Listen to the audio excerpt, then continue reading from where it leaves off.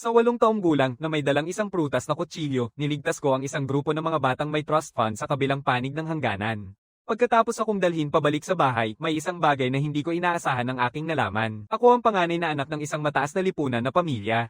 Walang mga luha ang muling pagkikita sa pagtitipon ng pamilya. Ang nakuha ko lang ay ang tingin ng paghamak ni Ginang. Linat ang pagpapakita ng dominasyon mula sa simula. Pwede kang bumalik, pero huwag mo nang isipin pang gambalain ang maliit mong kapatid. Sa oras na inaasahan ng lahat na ako ay iiyak na, tumingin ako sa aking tunay na ama at tuwid na nagtanong, siya ba ang aking madraste? Halos maputol ang hininga ng stylist na nag-aayos ng aking damit, halos hindi makapaniwala sa kanyang narinig. Tumayo si Ginang.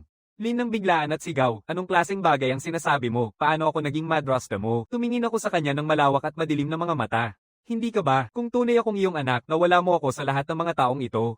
Hindi ka ba dapat mas maganda ang trato sa akin? Bakit mas minamalasakit mo ang ampon mong anak kaysa sa akin, at parang hindi ka pa masaya na nakita mo ako, naiwan siyang walang masabing salitang makakatulong sa kanya? Nakatayo si Mrs. Lin doon na parang batang naipit sa maling gawain, hindi makapagsalita.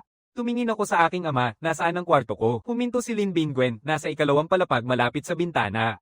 Ngumiti ako ng bahagya, pagkatapos ay tumakbo diretso pataas nang hindi pinapansin ang sinuman. Ang hindi pamilyar na paligid mula nang umalis sa hangganan ay nagpapanatili sa aking mga instincts na nakaalarma. Hindi ako nakatulog ng ilang araw. Kahit na 10 taong gulang lang ang katawan ko, limitado lang ang kaya nitong tiisin. Pagpasok ko sa kwarto, agad akong nawala ng malay. Pagmulat ko muli, maaga na kinabukasan. Halos nasa pintuan na ako ng silid kainan nang marinig ko si Lin Jingquan, ang ampon ng pamilya, na nakasimangot sa reklamo. Ang huli na ng oras na ito at tumatawag pa rin ang mga kaibigan ko. Inay, ayoko na maghintay pa sa kanya. Iniipit ni Mrs. Lin ang pisngi niya ng may pagmamahal. Bumalik ka na sa pagtawag sa kanila, malapit na tayong umalis. Mukhang natuwa si Lin Jingquan. Tumalon siya mula sa mesa, halatang nais pa niyang matulog ng mas matagal. Tiningnan ni Mrs. Lin ang oras. Halos mauubos na ang kaunting pasensya niya. Pagkatapos ay napansin niya ako at nagbitiw ng malamig na hininga. Natutulog hanggang tanghali at pinapaghintay ang lahat, walang anyo ng paggalang. At kapag nakatagpo ka ng mga kaibigan ni Jingquan mamaya, mag-ingat ka sa asal mo. Galing sila sa mga pamilyang elitista.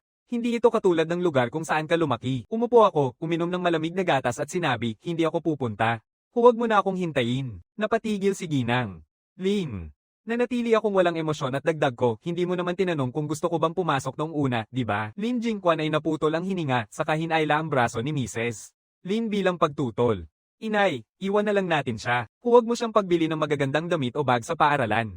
Hayaan mong pagtawanan siya pagpasok ng klase. Pumayag si Ginang.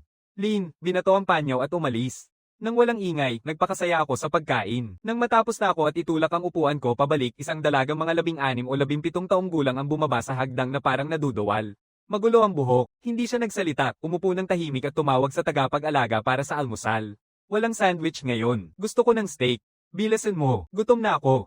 Agad namang tumugon ang alalay. Siyempre, miss, agad-agad. Pagkatapos ay lumapit siya upang ipakilala kami. Miss, si Chen Chen ang binata. Dumating siya kahapon lang. Ginoo, ito ang iyong nakatatandang kapatid na si Lin Shuren. Hindi man lang siya tumingin. Nag-away ng maraming beses ang mga magulang ko tungkol sa batang ito at ngayon kailangan siyang dalhin pabalik para magulo ulit.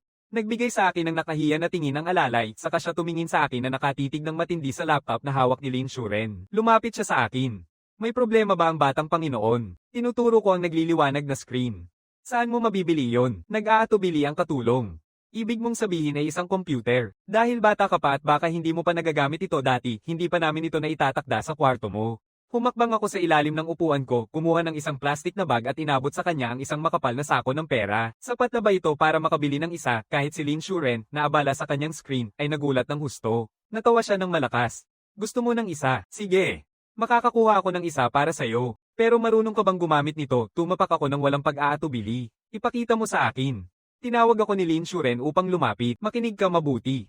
Lahat ng nakikita mo sa screen na ito ay binuo mula sa mga karakter na tulad nito. Nakita mong mabilis na nagliliparan ang mga daliri niya sa keyboard habang nagsasalita siya. Ang mga linya ng code ay dumadaloy na parang banyagang wika na nakakalito tingnan. Pinindot niya ang enter at biglang lumitaw ang isang bagong pahina.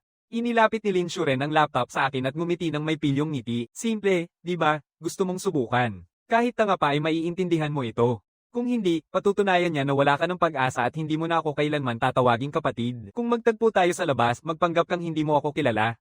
Naiintindihan. Tahimik na pinunasan ng alalay ang kanyang noo. Palaging may likas na talento si Miss Lin sa teknolohiya. Nang akala niya na lumaki ako sa probinsya at marahil ay hindi pa nakakahawak ng computer, nakaramdam siya ng kaunting awa. Napansin ni Lin Shuren na nakatitig pa rin ako sa screen. Binulungan niya ako. Anong hinihintay mo? Simulan na.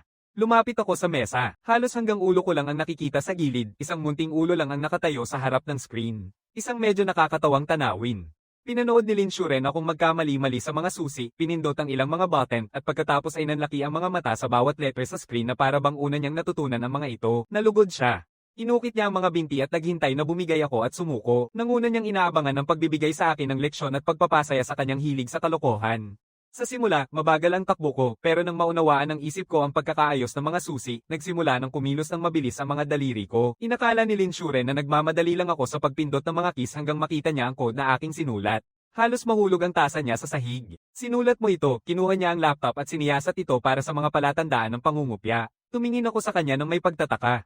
Lagi mong binabantayan ako. Isang segundo ang lumipas, humarap siya at tiningnan ako na para bang hindi tao ang nakikita niya. Hinawakan niya ako sa ilalim ng braso nang walang salita at marahang umakyat sa itaas. Inupo ni Lin Shuren ako sa kanyang gaming chair.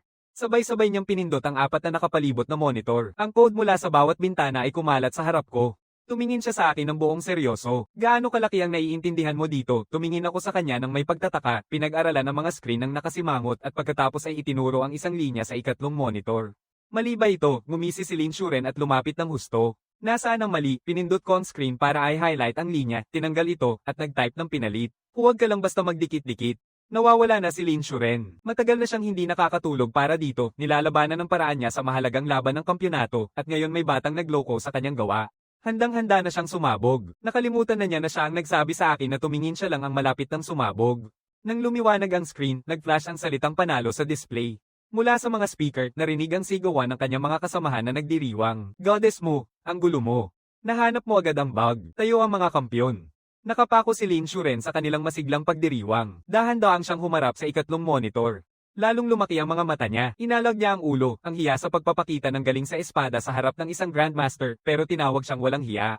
Gusto mo pa rin ba ng computer na yon? Sabi niya. Bibilhan kita nito. Hindi ako nag-atubili.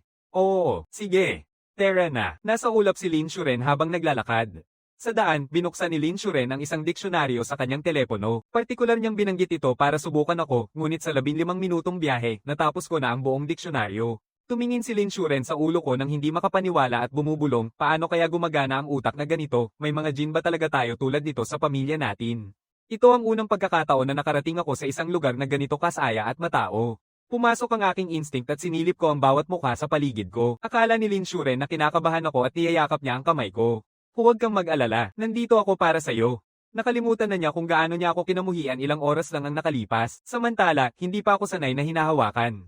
Muling sinubukan kong kumawala, pero sobrang excited ni Lin Shuren, hinailan niya ako nang hindi bibitaw. Sa mall ng electronics, pumasok siya ng may buong autoridad. Ilabas ang pinakamahusay mong setup. Ang tindero ay kaibigan niya at halatang nagtataka nang makita siyang may kasamang bata. Galing si Miss Lin mamili kasama ang isang maliit na kapatid. Ngayon ay isang bihirang tanawin. Bagamat mukhang medyo maitim ang kulay niya, ipinagmalaki ni Lin Shuren ang kanyang anak. Pakiusap, hindi siya katulad ng iyaking si Lin Jingchuan.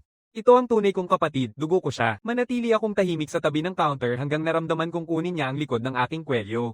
Sobrang laki nito para dalhin. Ipasa nila ito.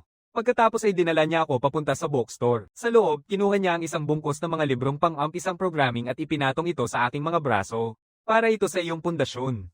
Magulo ang iyong estruktura ng code. Nakatayo ako roon na hawak ang mga aklat na mas makapal pa sa mga bricks, nakatingin sa paligid at biglang nakita ang isang pamilyar na mukha. Napalingon ang tao sa parehong sandali, mabilis siyang lumapit. Lin Chen, anong ginagawa mo dito? Balak kong bisitahin ka sa loob ng ilang araw. Ayos ka lang ba? Siya lang ang nag-iisang kilala ko sa lungsod na ito at tumulong sa akin noon bago ako ngumiti. Nakatira na ako ngayon kasama ang pamilya Lin. Ayos lang ang lahat. Salamat. Ngumingiti siya ng mainit. Ang ganda niyon. Mag-ingat kay Lin Shuren. Hindi siya yung tipo ng mahinhin. Nagsimula akong tumango, pero bago ako makapagsalita, may isang kamay ang humawak sa akin at itinulak ako pabalik sa likod ng isang tao. Biglang lumitaw si Lin Shuren, nilusob ang babae at hinawakan sa leeg. Yun Ruyaw, sino ba talaga ang tinatawag mong mananakot? Ako ang aking kapatid. Bakit ka lumalapit sa kanya? Gusto mong makipaglaban? Nagblink si Yun Ruyaw. Magkasama kayong dumating. Tumawa si Lin Shuren, halatang halata na sumama ka lang sa kanya. Nabigla si Yun Ruyaw at itinaas ang mga kamay bilang pag-surrender. Isang maling pagkakaintindi. Pumunta kami ng aking kapatid mula sa hangganan pabalik ng magkasama. Malaki ang naitulong niya sa akin. Gusto ko lang sanang kumustahin. Yumuko si Yun Ruyaw para tingnan ang mga libro sa aking mga braso. Para ba sa iyo ang lahat ng ito? Talaga bang kaya mong basahin ang mga ito? Tumango ako. Pagkatapos na maalala na kilala siya sa kanyang mga marka, tanong niya, maaari mo ba akong tulungan pumili ng mga gabay sa pag-aaral? Siyempre, sabi ni Yun Ruyaw na may ngiti, malinaw na masaya na maibalik ang pabor. Binigyan niya ako ng ilang pamagat pagkatapos ay niyayakap ang ulo ko, ngunit napigilan siya ng matinding tingin mula kay Lin Shuren. Muling nagturo siya sa mataas na mga estante. Sa totoo lang, ang pinakamabilis na paraan para mapalakas ang kakayahan sa pagbasa ay sa pamamagitan ng mga larawang libro at hindi pa sila nakakabore. Gusto mo ng ilan? Hindi pa ako nakabasa ng aklat na may larawan. Ngumiti ako ng may pagtataka, hindi mo mararating yan. Hayaan mong pipili ako para sa'yo. Halos pumayag na ako nang umangat ang mga paa ko sa lupa. Muling ako niangat ni Lin Shuren. Ngumisi siya kay Yun Ruyaw. Kaibigan mo ba siya? Mag-ingat ka sa sarili mong gawain. Ngumiti si Yun Ruyaw nang walang magawa. Matapos pumili ng ilang mga aklat pambata, umalis kaming tatlo mula sa tindahan ng libro. Nagmungkahi si Yun Ruyaw ng ice cream. Ang tamis na sumabog sa dila ko ay nagpasaya sa aking mga mata. Si Lin Shuren, na matagal nang nakatingin ng mabuti sa aking ekspresyon, ay mukhang labis na nasiyahan. Kung gustong-gusto mo ito, bibili tayo ng buong freezer. Kumain ka ng kumain hanggat gusto mo. Sa salamin mula sa sahig hanggang kisame, napatingin ako ng mabilis at nagtama ang aming mga mata ni Lin Jingquan na nagulat mula sa labas. Napansin ng grupo ng mga bata sa labas na huminto siya at sinundan ang tingin niya papasok sa tindahan. Hindi ba yun ang kapatid mo? Bakit siya nandito kasama ang ibang bata? Oo. Sabi mo ba na sobrang abala niya para sa'yo? Pero nandito siya, nakaupo kasama ang iba. Sabi mo ba na mahal ka ng kapatid mo? Pumasok na tayo at pilitin siyang bumili ng Haagen-Dazs para sa atin.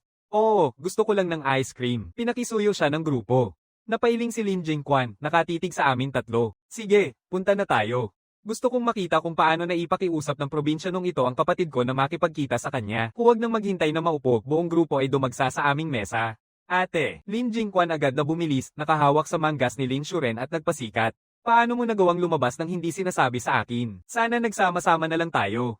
Mahal ka ng lahat ng kaibigan ko. Oo, Shuren. Sinasabi ni Jingquan na ang galing mo sa laro. Pwede mo ba kaming turuan? Grabe, ang dami mong in-order na ice cream. Pwedeng makahingi kami. Nararamdaman ni Lin Shuren ang sakit ng ulo dulot ng ingay. Tinulak niya palayo ang kamay ni Lin Jingquan. Sa sarili mong paraan, hindi ka naman lugi. Tumigil ka na sa pagsira ng araw ko. Hindi niya inaasahang masisibak siya ng ganito kalakas. Namula ang kanyang mukha, hinawi niya ang labi niya at tumingin ng may awa.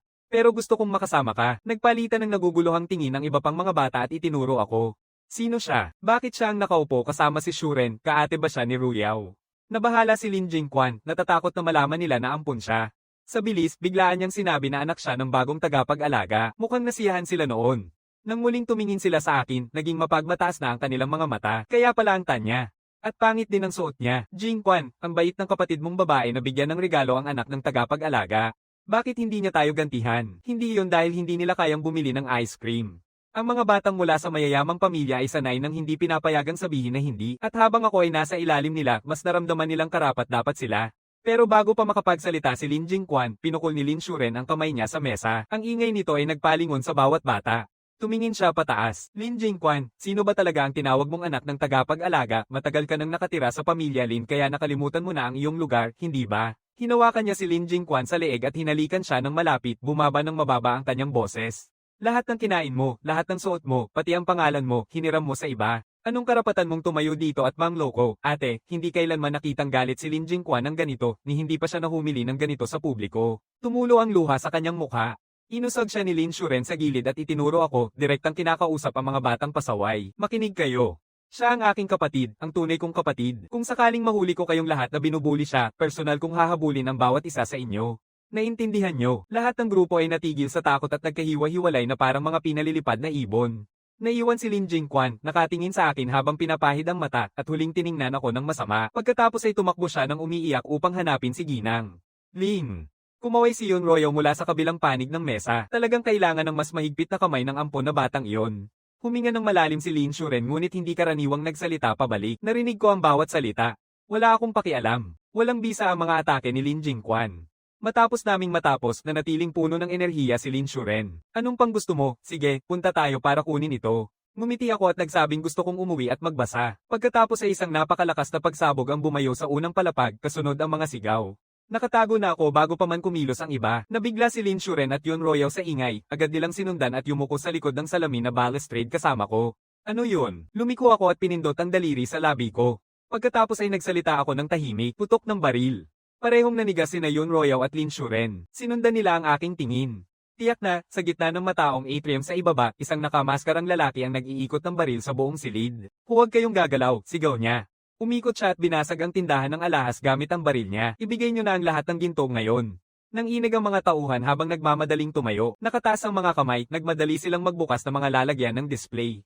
Inilagay nila ang alahas sa mga bag na nanginginig ang mga kamay. May kakaibang pakiramdam sa lalaki para sa akin. Napansin din ni Yun Royao. Pinag-aralan niya ang kamay niya na may baril. Nananlabo ang kanyang paningin at halos hindi na siya makatayo, lasing siya. Kung pumasok ang pulis, maaaring mas lalo siyang maapektuhan. At tama nga, ilang minuto ang lumipas, dumating ang isang grupo ng mga pulis at biglang tumaas ang kanyang pagkabalisa. Inipit niya ang baril sa ulo ng clerk at sigaw, "Ikaw ba yon? Sinumbungan mo ba ako?" Bago pa makapag-react ang kahit sino, pinindot niya ang gatilyo ng walang pag-aatubili. Isang malakas na putok, dugo. Pero ang recoil ang nagpasigaw sa kanyang pagtama. Nabigo ang putok na tamaan ang ulo ng kawani, sa halip ay tinamaan ang balikat. Bumagsak ang kawani, umiiyak sa sakit. Sa kabila nito, sumabog ang ingay sa hall at ang iyak ng mga bata ay umalingaw-ngaw sa lahat. Sinundan ng lalaki ang tunog at nakita ang isang grupo ng mga batang nagkakasama. Nilapitan niya, kinuha ang isa sa kwelyo at ipinatong ang baril sa ulo ng bata. "Tumigil ka sa pag-iyak, huwag nang magsalita pa." Isa sa mga kaklase ni Lin Jingchuan ang batang iyon. Samantala, si Ginang Lin, nakakagaling lang sa manicure, ay mahigpit na nakahawak kay Lin Jingchuan sa likod ng isang hanay ng mga palamuting halaman. Huminga ng malalim si Lin Xueran kahit na siya ay isang amang-ampan sa lahat ng malas. Pagkatapos ay kumilos ako. Lumuhod ako ng mababa at pumasok sa isang kalapit na tindahan. Ito ay isang tindahan ng kagamitan sa labas. Nakahiga ang may-ari sa sahig sa likod ng counter. Tumakbo ako ng mabilis. Isang folding na kutsilyo, isang piraso ng tali. Lumampas sa counter, kinuha ko rin ng isang marker pen. Mabilis na sumunod si Yun Royal sa akin. "Anong ginagawa mo?" Tumingin ako sa kanya, tapos sa panulat at ipinasa ko ito. "Magkakaroon ka ng pagsusulat." Hindi alam ni Yun Royal kung ano ang balak ko, pero kumilos na ako, kaya nagmadali siyang sumunod sa akin. Nakarating kami sa lugar ng pahinga sa harap ng ikalawang palapag. Naharap ako sa mga opisyal sa kabilang side ng salamin, handang pumasok ng walang pahintulot. Ipinikit ko ang aking mga braso, pinahinto sila. Ang mga naghihintay ng tulong ay desperado, ngunit takot na makapagsalita. Tanging panoorin lang sila. Nang makahabol si Yun Royal, niyakap ko ang braso niya. Ituro ko sa mga opisyal sa labas.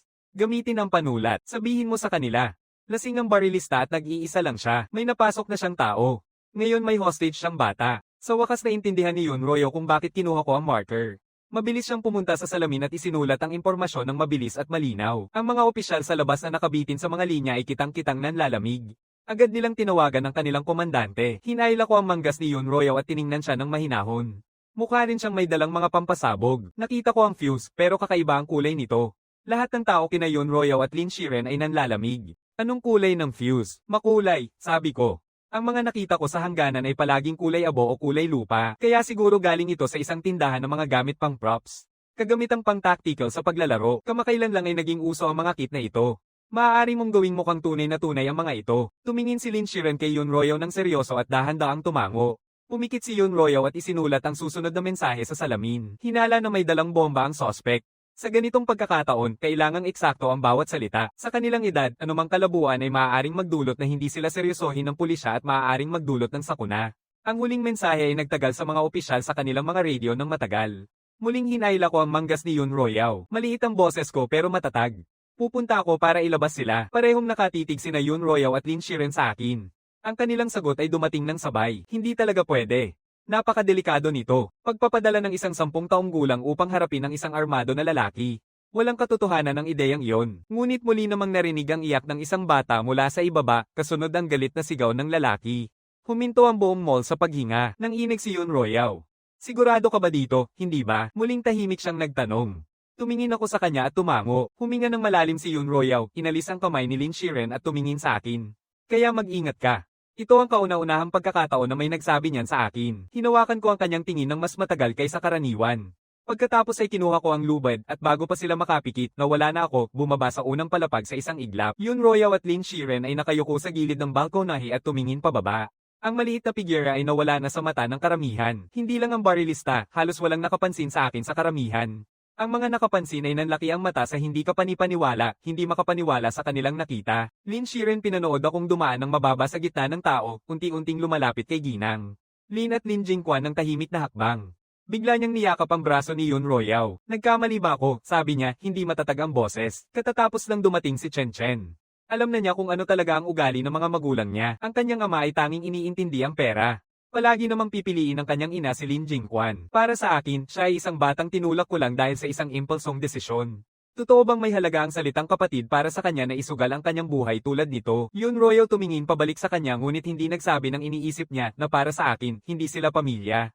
Mga estranghero sila, ngunit sa ngayon, iisa lang ang magagawa natin, sabi niya. Kailangan nating maniwala na kaya niyang mailigtas sila. Naniniwala siyang hindi ako ordinaryong bata. Sa unang palapag, patuloy na umiiyak ang batang bihag, inilalabas ang kanyang takot sa paraang alam niya. Namamaga ang mga panga ng lasing na barilista. Tumahimik ka na, galit niya, isa pang ingay at papatayin na kita ngayon. Ibinaba niya ang baril diretso sa bungo ng bata, nanghihina ang buong tao sa paligid nila. Sa labas ng pasukan, sa wakas ay nagpa siya ng kumilos sa mga opisyal batay sa impormasyon. Nagsimula silang pumasok ng tahimik, naka-plainclothes, nagkakahiwalay sa maliit na grupo at nagsasama-sama sa masa. Nang makita ang eksena sa tabi ng counter ng alahas, lahat sila ay napatla at tahimik na nagpasalamat na hindi nila pinilit pumasok noon. Ang anumang sibil o batang nasaktan, kahit isa lang, ay magiging isang kalamidad. Mas masahol pa, ang ayos ng mga kalapit na gusali ay nagpadagdag sa hirap na makakuha ng sniper position, kaya't mas naging mahirap pa ang pagbawi sa kanya. Hindi rin nila pwedeng umasa sa isang kakaibang bata. Ang nagagawa lang nila ay dahan-daang maglakad sa gitna ng tao, tahimik na nilalapit ang distansya sa barilista. Nang makalusot ako sa mga palamuting halaman at lumitaw sa tabi ni Ginang Lin at Lin Jingquan, nakaluhod si Lin Jingquan sa mga braso ni Ginang Lin, mahina ang iyak. Nagulat si Ginang Lin nang makita ko. Bakit nandito ka? Halos agad, nagbago ang ekspresyon niya sa galit. Halos hindi niya kayang panatilihing magkasama si Lin Jingquan, paano pa kaya kung may isa pang bata? Hindi ko binigyan siya ng pagkakataong mag-isip.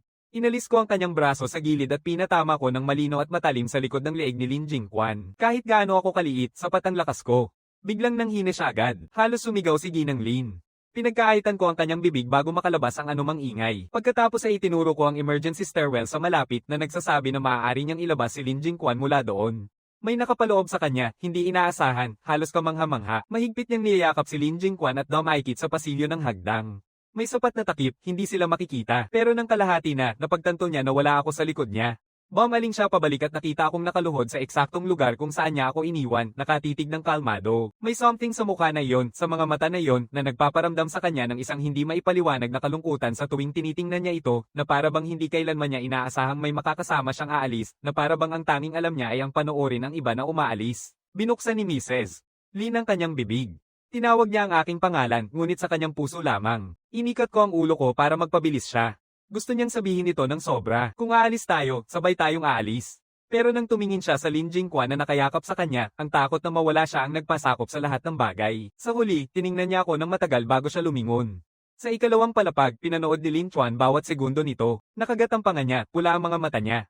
Kinamumuhian niya ang kanyang kawalang kakayahan at mas kinamumuhian pa niya ang katigasan ng loob ng kanyang ina. Nang tumigil ang tingin niya sa akin ngayon, hindi na ito ang kilig ng bago.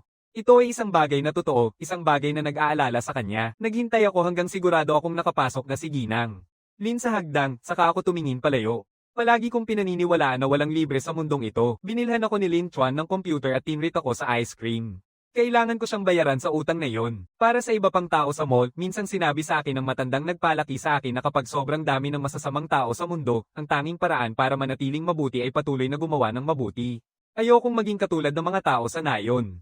Nais kong maging mabuting tao. Patuloy pa rin ang iyak ng mga batang malapit, hindi makapagpigil, at iyon ang humihila sa atensyon ng barilista sa bawat direksyon. Ngunit pinapalala rin nito ang kanyang galit. Ang mga ugat sa kanyang kamay na nakatutok sa gatilyo ay nagsimulang tumayo. Ang batang hawak niya ay kulay asul na ang labi. Alam kong wala na akong oras. Pumasok ako sa grupo ng mga bata. Nang muling tumingin ang tirador sa pasukan, niyakap ko ng mahigpit ang binti ng bihag na batang lalaki at hinayla pababa ng malakas. Napatras ang tirador, nabigla ng husto. Nabuwag ang hawak niya. Nahulog ang bata. Sino ang gumawa niyon? Siya ay sumugod ng galit at nang hindi nag-iisip ay itinulak ang baril pasulong. Malakas na tumama ang baril sa noo ko. Hindi ako kumilos. Lahat ng nasa paligid namin ay huminto sa paghinga. Natakot na baka mawala siya sa kontrol at barilin kami agad. Sino mang karaniwang tao ay matagal nang bumigay na. Maaaring mangyari ang aksidenteng pagputok kahit kailan. Pero hindi ako umiyak. Dahan-dahan kong itinaas ang parehong kamay at nagsuko. Maitim at matatag ang aking mga mata. Nag-alinlangan pa nga ang barilista. Pagkatapos ay nagpasya siya, isang tao na hindi iiyak at iiyak. Ang utak niyang lasing sa inumin ay nagpasya ng hindi nag-iisip. Hinawakan niya ako at ginawa niyang bagong bihag. Walang nakakita nito nang dumaan. Hindi si Yun Ruiyaw at Lin Chiran sa taas, hindi ang mga pulis na dahan-daang naglalakad sa gitna ng tao. Mahirap na para sa pulis na paniwalaan na nagmula ang impormasyong kanilang ginagamit mula sa isang 10 taong gulang na bata. At ngayon, ang plano ng batang iyon ay unti-unting nagkakatotoo. Sa ngayon, ang magagawa na lang nila ay mag-adapt at kumilos kapag dumating ang tamang sandali. Pagkatapos niya akong iangat, sa wakas ay nakita ko ng malinaw kung nasaan ang bawat opisyal pero malayo pa rin sila. Kailangan kong maghintay hanggang maisara nila ang bitag. Sa ngayon, ang kailangan ko lang gawin ay manatili sa lugar at magpanggap na walang panganib. Ngunit sa oras na umatake na ang mga pulis, pumutok ang tawag sa telepono ng barilista. Ang tunog ng ringtone ay sumire sa katahimikan. Lahat ng tao sa kwarto ay nanigas. Parang nakilala ng lalaki ang tumatawag. Nagbago ang kanyang ekspresyon. Tense at hindi matatag, binitawan niya ako at pinanatili ang baril sa akin gamit ang isang kamay habang nilalabas ang telepono gamit ang kabila. Ikaw ba yon? Nagkakahiwalay na tayo. Hindi ko gagawin. Sabi mo gusto mo ng mga regalo sa kasal, tama, kukunin ko na ngayon. Ibibigay ko ang lahat sa iyo. Pupunta ako sa pintuan mo ngayon at magpapakasal. Ngunit biglang nawala ang linya. Ang katahimikan sa kabilang dulo ay nagpasiklab ng isang bagay sa kanya. Pamatak ang luha sa kanyang mukha. Ngiyak siya, kayong lahat ay mga sinungaling. Kayo'y lahat. Ang mga salitang iyon ang lumabas sa kanyang bibig. Tumama ang baril. At sa sandaling pinipigilan na niya ang gatilyo, umatake ako. Ako'y kumilos na parang multo. Tahimik at mabilis. Pinutol ko siya sa kanyang tabi at sa likod niya. Sandaling kumislap ang blade bago ko ito ibinaba ng eksakto sa kanyang palso. Ang kanyang mga sigaw ay sumabog sa hangin. Ang baril ay bumagsak sa sahig. Nabuwal siya at napasubsob sa lupa. Sa malabo niyang paningin, nakita niya ang mga tao na nagmamadaling lapitan siya. At saka, isang uri ng pagdadalamhati ang pumuno sa kanyang mukha. Pagkatapos, mula sa kung saan, nakahanap siya ng lakas na abutin ng baril gamit ang kabilang kamay, itinuro ito sa kanyang sariling tiyan. Mga opisyal na ilang metro lang ang layo, napadilat ang mga mata. Lahat bumaba, lahat ng umaatake ay bumagsak sa lupa at tinakpan ng ulo, hindi alam ang lakas ng pagsabog. Ang pag-iingat sa sarili ang tanging makatuwirang hakbang. Lumuhad ka. Bawasan ang pinsala. Pagkatapos, isang pangalawang sigaw. Sila ay tumingin pataas ng instinctively kasabay ng tunog. Nakaluhod ako sa tabi ng lalaki. Ang nakatiklop na kutsilyo ay umaakyat at bumababa, nag-iiwan ng mga patak ng pula. Ang kabilang palso ng lalaki ay basang-basa na ngayon. Hindi na rin siya makagalaw ng kahit isang kamay. Hinawi ko ang kanyang jacket. Sa pagkakita sa aparato, hindi na ako nag-aksaya ng oras para alamin kung totoo ito. Inalis ko ang fuse. Pagkatapos ay tumayo ako at itinulak ito palayo. Ang mga isang dosenang opisyal na tahimik na nanonood ay nabigla sa lahat. Tumingin sila sa akin. Isang bata na may hawak na kutsilyo. Dugo sa aking damit. Dugo sa aking mukha. Kung mas matanda pa ako, akala nila ako ay isang malamig na mamamatay tao.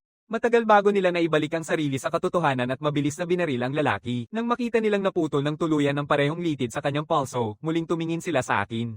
Noong mga oras na iyon, si Yun Raoyo at Lin Chuan ay mabilis na dumating at sinuri ako mula ulo hanggang paa para sa mga sugat. Nasa hawla ka.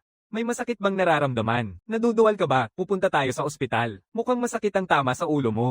Tumingin ako sa kanila ng walang emosyon. Ayos lang ako, tahimik kong sinabi. Walang nakinig. Kinuha nila ang isa sa mga kamay ko at hinayla ako papunta sa labas.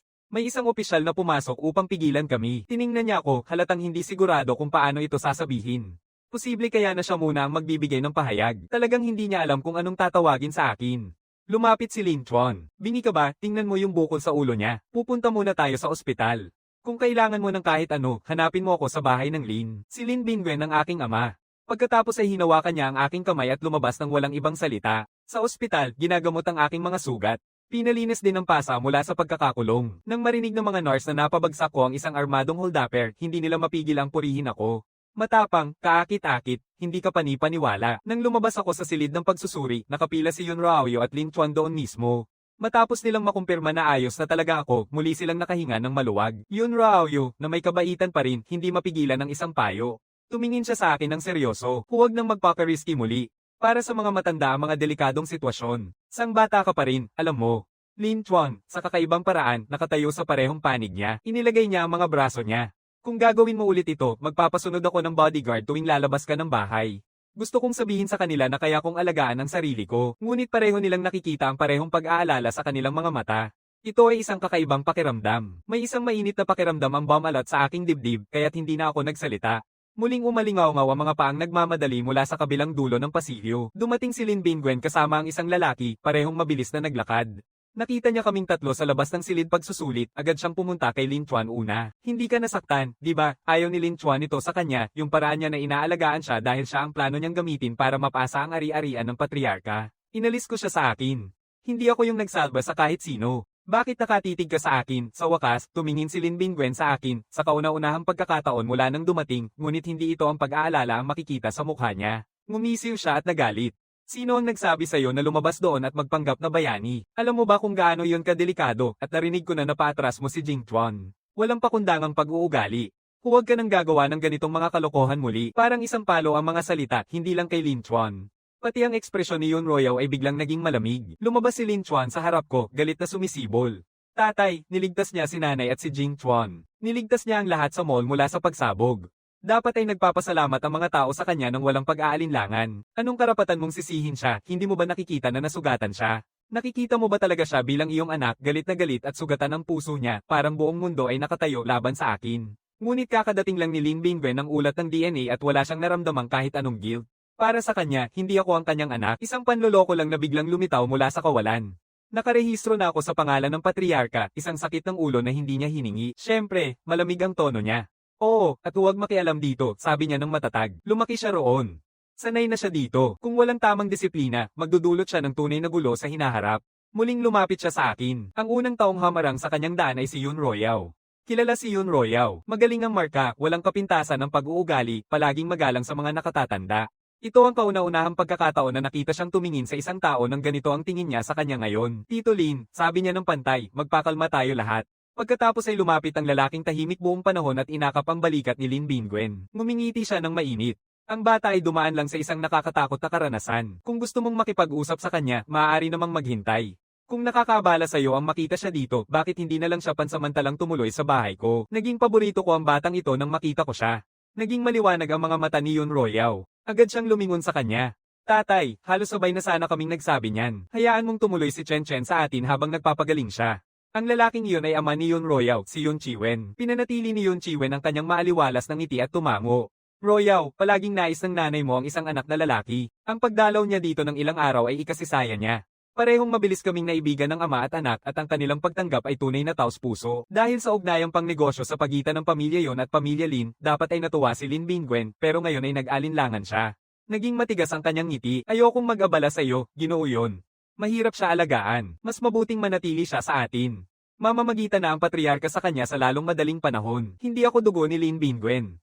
Sa lahat ng loika, dapat niya akong tinapon, pero hindi siya makakatugon sa patriarka at wala siyang oras hanapin ang tunay niyang anak ngayon. Kaya kailangan akong manatili, kailangan gampanan ko ang papel bilang batang Panginoon ng pamilya Lin at hindi pwedeng hayaan na may ibang pamilya na makialam sa akin, lalo na't nakataya pa rin ang lihim tungkol sa aking pagkakakilanlan. Matatag ang kanyang posisyon.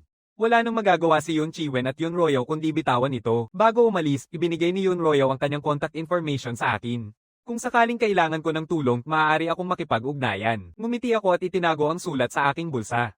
Lagi kong pinahahalagahan ang kabutihang loob ng iba, hindi ko kailanman itinuring na isang bagay na karaniwan.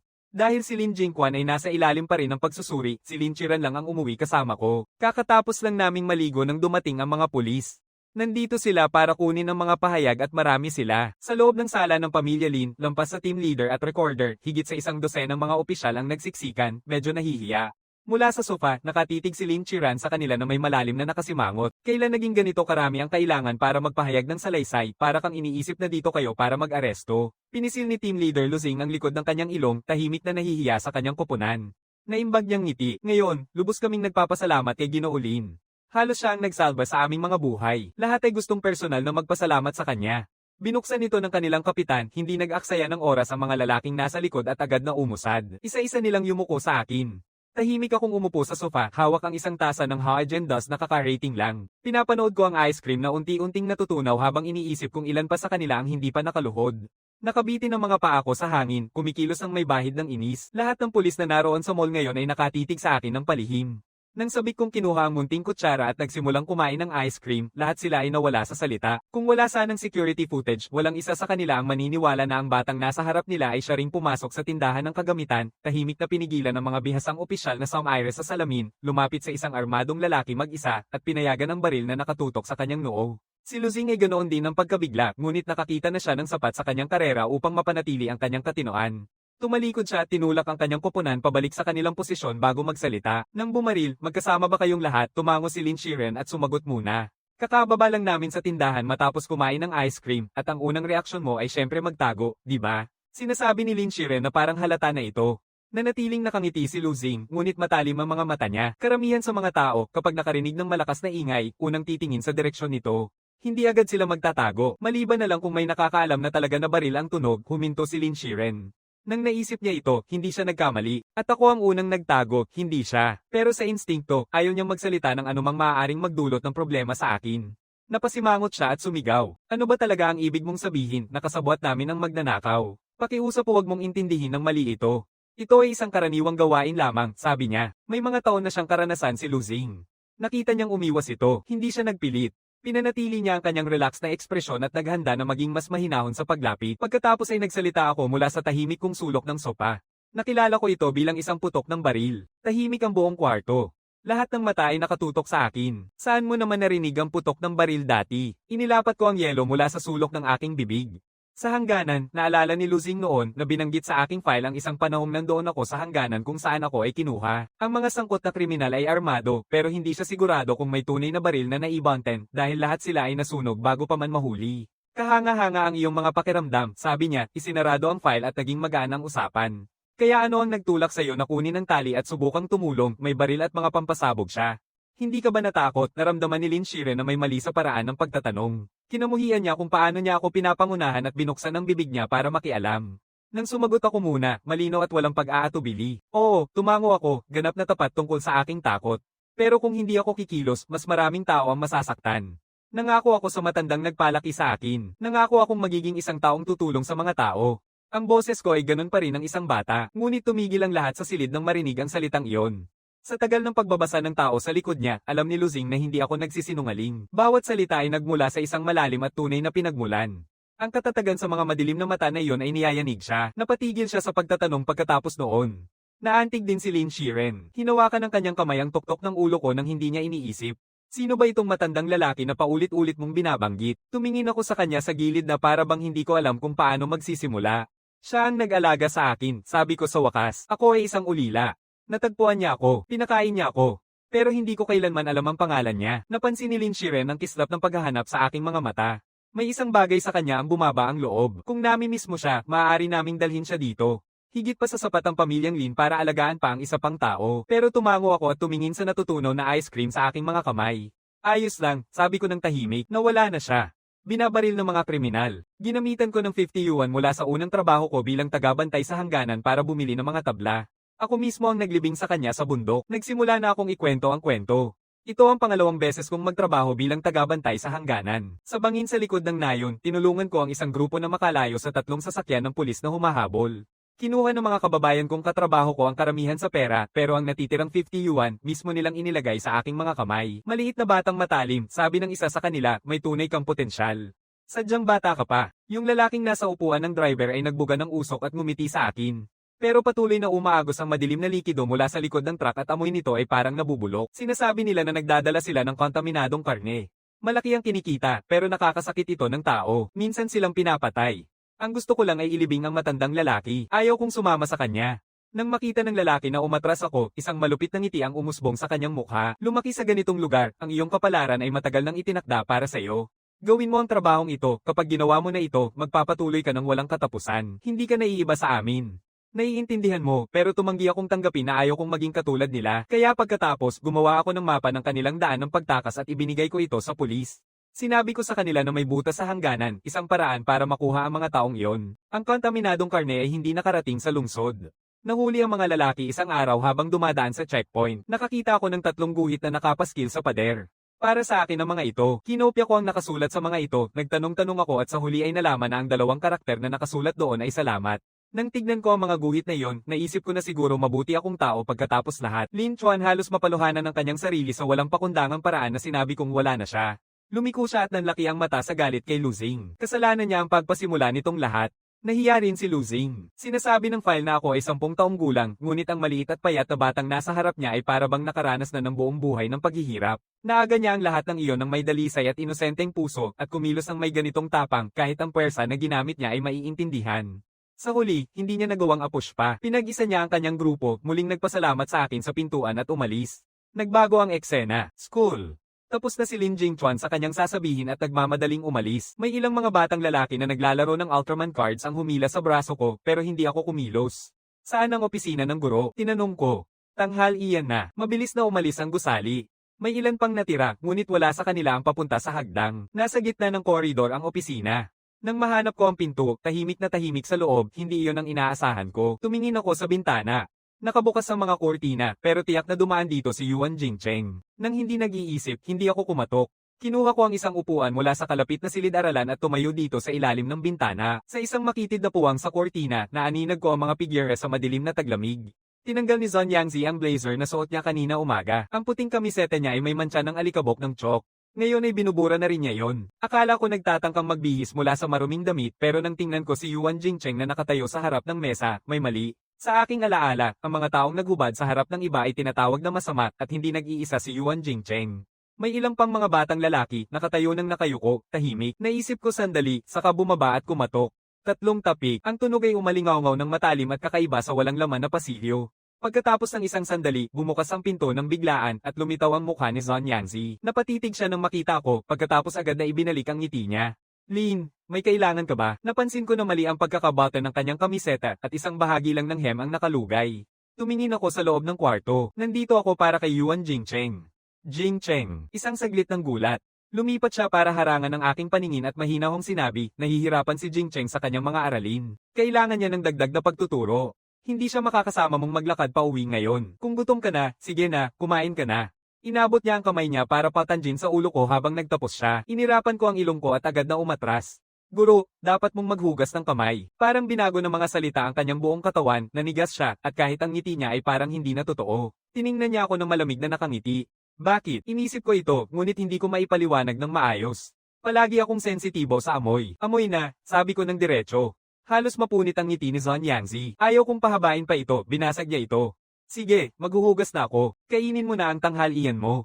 Pagkatapos nyun, nilakad niya palayo sa akin papunta sa kwarto at hindi na inisip pang isara ang pinto ng opisina sa likod niya. Karamihan sa mga batang elementarya ay natatakot na pumasok sa opisina ng guro nang walang paanyaya. Nasusukat niya ang lahat maliban sa katotohanang hindi ako isang normal na bata. Sa sandaling pumasok si Zhon Yangzi sa banyo, pumasok din ako. Lumapit ako kay Yuan Jingcheng. Totoo bang pagtuturo ito, o nagsumbong ka sa iba? Walang sagot, tumango lang siya. Napansin ko na bahagyang nanginginig ang kanyang katawan. Natatakot ka ba? Anong ikakatakot mo? Isa lang itong opisina. Pero para silang nawala na ng kakayahang magsalita sina Yuan Jingcheng at ang iba pa. Kahit ano pa ang itanong ko, walang nagsasalita. Nilinggan ko ng masama ang paligid. Ang nag-iisang bagay na pumukaw sa aking pansin ay isang telepono sa mesa. Ang hangin sa kwarto ay mali, mabigat at nakakahingal. Ayokong gusto si Zhon Yangzi na bumalik at panatilihin silang dito kaya niyakap ko ang kamay ni Yuan Jingcheng at nagtungo sa pintuan. Huminga siya ng mahina. Hindi niya inaasahang magiging ganito ako kalakas. Sa loob ng ilang segundo, dinala ko siya hanggang sa pintuan. Walang hakbang na sumusunod sa atin. Babalik ako at kausapin ang batang nasa loob pa. Kung mananatili ka, sasabihin ko sa lahat na nagsusumbong ka. Walang gustong makihalubilo sa'yo. Sa ganitong edad, walang nakakatakot sa mga bata kundi ang mapag-iwanan, lalo na yung mga tahimik na nahihirapang makihalubilo. Tumakbo sila. Nang bumalik si Zhon Yangzi mula sa banyo, wala na ang opisina. Inilukot niya ang isang buo niyang buhok sa inis. Nakatingin ang mga mata niya sa mga nakaupo pa rin sa mesa, isang singsing at ilang mga beads na bakal. Ginala niya ang lahat para ihanda ang mga iyon. Bigla, pumasok ang isang guro na hawak ang tiyan, naghahanap ng gamot. Nakita niya si Zhon Yangzi na nandoon pa rin at ngumiti ng mainit. Guro Shu, nagtuturo na naman sa mga estudyante, ang dedikado mo talaga. Binuhos ni Zhon Yangzi ang mga gamit sa mesa gamit ang isang kamay at lumapit upang tumulong, nakangiti. Sila ang kinabukasan. Kung matulungan ko kahit isa sa kanila, sulit na. Natagpuan ng ibang guro ang kanyang gamot, uminom ng ilang tableta at ngumiti sa paghanga. Bihira na ang mga guro tulad mo ngayon. Kakain ako ng tanghalian kasama ang punong guro. Sama ka na. Makakatulong ito sa iyong susunod na pagsusuri. Sumang-ayon si Zhon Yangzi nang walang pag-aalinlangan. Nagpasya siyang kunin ang kanyang mga gamit, ngunit ang ibang guro ay nauna nang humila sa kanya palabas ng pinto. Dali, dali. Hindi tayo pwedeng maghintay sa principal. Halos nakalabas ko lang si Yuan Jingcheng sa ibaba nang mapilitan niyang palayain ang kamay niya. Hindi tayo pwedeng tumakbo. Magagalit ang guro. Nakayuko siya, patuloy na bumabagsak ang mga luha, nanginginig ang buong katawan. Hindi ko lubos na naiintindihan, pero hindi siya tumitigil. Wala nang silbi ang pilitin siyang kumain. Nakatayo ako sa tabi ng daan at tinawagan si Yun Raiyao. Makalipas ang kalahating oras, dumating si Yun Raiyao. Anong nangyari? Nakaupo ako sa isang bangko. Natutulog si Yuan Jingcheng na nakalapat ang ulo sa aking hita. Una siyang lumuhad sa tabi niya, sinisilap siya. Tinuturo ko ang kanyang mga mata. Niyakap niya ang sarili hanggang sa makatulog. Napansin na ni Yun Raiyao ang namamagang mata na may pulang gilid. Maingat niya siyang niyakap at tiningnan ang nakasarang pinto ng cafeteria, pagkatapos ay humarap sa akin ng paumanhin. Hindi ka pa kumakain, di ba? Hayaan mong dalhin ko kayong dalawa para kumain. Mabilis siyang tumakbo dito kaya hindi rin siya kumain. Gutom na rin ako, pero may kailangan muna akong gawin. Tumango ako at tiningnan siya. May laptop ka ba? Yun Raiyaw na paatras. Oo, meron ako. Kailangan mo ba? Oo, ngayon na. Tumayo ako at naglakad ng walang ibang salita. Inilipat ni Yun Raiyaw si Yuan Jingcheng sa kanyang mga braso at nagmamadaling sumunod sa akin. Nagmaneho na siya papunta at may isang extrang laptop sa sasakyan. Gamit ko na ang isang laptop dati sa electronics mall. Pinindot ko ang power button at tinanggal ang charging cable na nakakabit sa kanya. Pagkatapos ay kinuha ko ang isang telepono mula sa bulsa ko at ikinabat ito. Kakatapos lang ayusin ni Yun Raiyaw si Yuan Jingcheng nang mapalingon siya at makita ito. Kanino ang teleponong iyon? Sa teacher, sabi ko, hindi tumitingin. Mabuti na lang at hindi umiinom si Yun Raiyaw o baka natapon na lahat sa salamin ng windshield. Pinitik niya ang labi niya. Bakit nasa telepono ng guro ang phone mo? Halos sana niyang sinabing ninakaw dahil may mali. Hindi ko napansin ang itsura niya. Nakatuon ako sa pagkonekta ng aparato at pag-iisip kung paano i-crack ang password. Minsan, sinabi sa akin ng isang pulis habang nagtatrabaho ako na madalas itago ng masasamang tao ang kanilang mga lihim sa kanilang mga telepono para mapanatili nilang kontrolin ang mga ito anumang oras nila gusto. Ang paglalarawang yun ay pinatahimik si Yun Raiyaw. May nagsimula ng mag-click. Akala mo si Shunayang Zai ay masama, hindi ko alam, sabi ko, habang umiiling, pero hindi huminto ang mga kamay ko. Sa aking isipan, kung may mali man, tiyak mong malalaman. Kung masama siya o hindi, magsasabi ang ebidensya. May panahon na sinasabi ni Yun Raiyaw na walang kabuluhan ang paghuhusga sa isang tao na akala mong may sala nang hindi pa nakikita ang ebidensya, na parang gumagawa lang ng kaso mula sa wala. Pero napatunayan ko na nailigtas ko ang kanyang buhay at maraming beses ko nang napatunayan ang aking sarili upang hindi basta-basta baliwalain. Si Yun Raiyaw, tulad ni Lin Chuan, ay nagkaroon ng bulag na pagtitiwala sa akin, kaya't hindi niya sinabi ang tungkol sa pagbabalik ng telepono. Sa halip, nagtanong siya, kaya mo bang pumasok? Paano kung hindi niya natapos, puno na ang screen ng paikot-ikot na code? Bumaba ang panga ni Yun Raiyaw ng 3 segundo ang lumipas, isang mahina na tunog, nag-unlock ang telepono mag-isa. Bumuhay ang screen. Kamakailan lang akong nakatagpo ng smartphone at hindi pa rin ako masyadong pamilyar dito. Ang unang pinindot ko ay ang camera. Nakita ko ang sarili kong mukha na nakatingin pabalik sa akin mula sa screen. Napalingon ako. Yumuko si Yun Raiyaw, nakahanda nang ipakita kung paano ito gamitin nang biglang tumigil ang kanyang ekspresyon. Nang hindi nag-iisip, tinakpan niya ang mga mata ko gamit ang kamay niya. Hindi para sa'yo ang susunod. Pwede mo ba akong bigyan ng telepono? Ang boses niya ay bumaba, malamig at walang emosyon tulad ng yelo. Bihira ko siyang makita na ganito. Pagkatapos ng 2 segundong pag-aatubili, tumango ako at inabot ito. Laging tungkol ito kay Yuan Jingcheng. Mas makatwiran na si Yun Raiyaw ang humawak nito sa susunod na 10 minuto o higit pa. Yun Raiyaw umupo sa driver's seat at binuklat ang telepono. Pagkatapos, umalis siya mag-isa mula sa sasakyan. Pag-uwi niya, gasgas pa rin ang balat ng kanyang mga knuckles at may dugo pa rin. Marami na akong nakitang masaktan ng iba kapag galit sila. Pagkatapos ng isang sandali, nagtanong ako, pinagsak mo ba si Zhang Yangshi? Tumingin si Yun Raiyaw sa akin, saka napailing ng hindi masaya. Pinunasan niya ang kamay niya gamit ang tissue at hinawakan ng ulo ko para patagin. Unti-unting nawala ang malamig na galit sa kanyang mga mata at nagsimulang muling lumitaw ang init sa ilalim nito. Salamat, Lin Chen. Sinasabi ko talaga. Sinasabi niya ito ng buong katapatan, nakatingin ng diretso sa akin. Naisip ko na may nangyaring masama kay Yuan Jingcheng. Tiningnan ko siya na mahimbing ang tulog. Hindi na siya babalik sa paaralan ngayong hapon. Maingat akong nagtanong. Hindi, sabi ni Yun Raiyaw, may bahid ng pait ang mukha niya. Kailangan ko siyang dalhin sa ospital. Tumango ako at hindi na nagsalita pa. Bago ako umalis, hindi mapigilan ni Yun Raiyaw ang sarili niya. Pakinggan mo, sabi niya, bakit hindi ka na rin mag-absent ngayon? Bigyan mo muna ng ilang araw. Hayaan mong ayusin ko muna ang lahat. Tiningnan ko siya sandali, saka ako kumaway ng ulo. May pay tayo mamayang hapon. Sabi ng guro may pagsusulit. Huminga ng malalim si Yun Raiyaw. Halos nagsabi na ang pay test sa elementarya ay halos walang kwenta. Pero bago pa man siya makapagsalita, muling bumaba ang aking maliit na tinig, matatag at kalmado. Bukod pa, maaaring wala na si Yuan Jingcheng. Pero kung talagang masama si Zhang Yangshi, delikado pa rin ang ibang mga estudyante. Huminto si Yun Raiyaw. Tumingin siya sa maliit na figura na nakatayo sa tabi ng sasakyan, halos kasya lang ang taas para maabot ang hawakan ng pinto. May isang bagay sa aking ekspresyon ang nakaabot sa kanya. Ang dilim na matagal nang nakabaon sa kanyang dibdib ay unti-unting nagsimulang mawala. Lahat ng impulsong kailangan niyang harapin si Zhang Yangshi sa sariling paraan ay napawi ng kaliwanagan sa aking mga mata. Huminga siya ng malalim. Sige, mag-ingat ka. Aayusin ko ang mga bagay ng mabilis hanggat maaari at hahanapin kita. At kung may mangyaring mapanganib, huwag kumilos ng padalos-dalos. Tumango ako. Alam kong nag-aalala siya para sa akin. Mabilis na lumipas ang oras ng tanghalian. Unti-unting bumalik ang mga estudyante sa silid-aralan isa-isa. Ang pagkawala ni Yuan Jingcheng ay hindi napansin ng kahit sino maliban sa akin. Patuloy kong tinitingnan ang kanyang walang laman na upuan. Pagdating ng pay, lumabas kami. Ang unang pagsusulit ng taon sa paaralan ay isang 400 metro na takbuhan. Karamihan sa mga estudyante ay humihingal na pagdating sa finish line. Ilan ang hindi makahinga at kinailangan pang tulungan sa gilid para magpahinga. Wala akong nararamdaman, ni pawis man lang, parang kakapahinga ko lang. Sige, libre na ang natitirang oras. Maghanap ng lugar para magpahinga, anunsyo ni Coach Lee. Nakita niya na walang sino man ang nasa kalagayan na magpatuloy. Bumunot siya ng sigaw at pinauwi sila. Lin Chen, magbubukas tayo ng mga pack ng card. Marami kaming dala. Sama ka na sa amin maglaro. Tumingin ako sa mga nakasiling na pakete sa kanilang mga kamay at hindi ko moari ang kasiyahan nito. Pero seryoso akong nagsabi, hintayin nyo, kapag may sarili na ako, sasama ako sa inyo. Mahalaga ang mga ito, hindi ako pwedeng umutang sa mga card ng iba. Makatarungan din naman kapag meron na ako sa sarili ko. Mukhang naiinis ang mga bata. Biglang sumabog ang kasiyahan mula sa ilalim ng isang puno malapit. Binubuksan ni Lin Jingchuan ang mga pakete ng card. Grabe, ang gaganda ng mga ito, mga bihirang card. Jingchuan, ang galing mo. Habang nakikitaan ng atensyon, itinaas ni Lin Jingchuan ang kanyang baba. Tumingin siya sa akin. Kung makikipaglaro ka sa kanya, hindi ko ipapakita sa iyo ang mga baraha ko. Piliin mo. Agad na tumama ang banta. Yung mga batang masigasig sa koleksyon ng mga baraha ay naramdaman ang bawat salita nito. Pagkatapos ng ilang segundong pag-aatubili, iniwan nila ako at tumakbo papunta sa panig ni Lin Jingchuan. Sa totoo lang, nakahinga ako ng maluwag. Hindi ako masyadong interesado sa mga card. Basketball ang oo. Noong nasa baryo pa kami, mayroon isang basketball. Pinadala ito ng mga magulang ni Xiaopang mula sa syudad. Hindi nila ako pinapayagang hawakan ito. Lumakad ako papunta sa court at kinuha ang isang bola. Nakahiga si Coach Lee sa tabi. Nakita niya ako at ngumiti. Kumusta? Gusto mong matutunan kung paano mag-shoot, matutulungan kita. Alam mo, maganda ang basketball para tumangkad. Ang huling bahagi ang nakakuha ng atensyon ko. Nagniningning ang mga mata ko.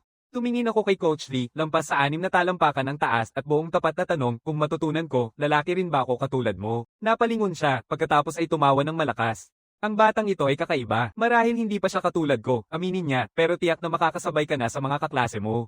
Kaya habang ang iba ay nagtatago sa lilim at naglalaro sa matinding init ng hapon, ako ay mag-isa sa court na nagsasanay ng mga shot. Hindi pa ako marunong magtapon ng diretso noon.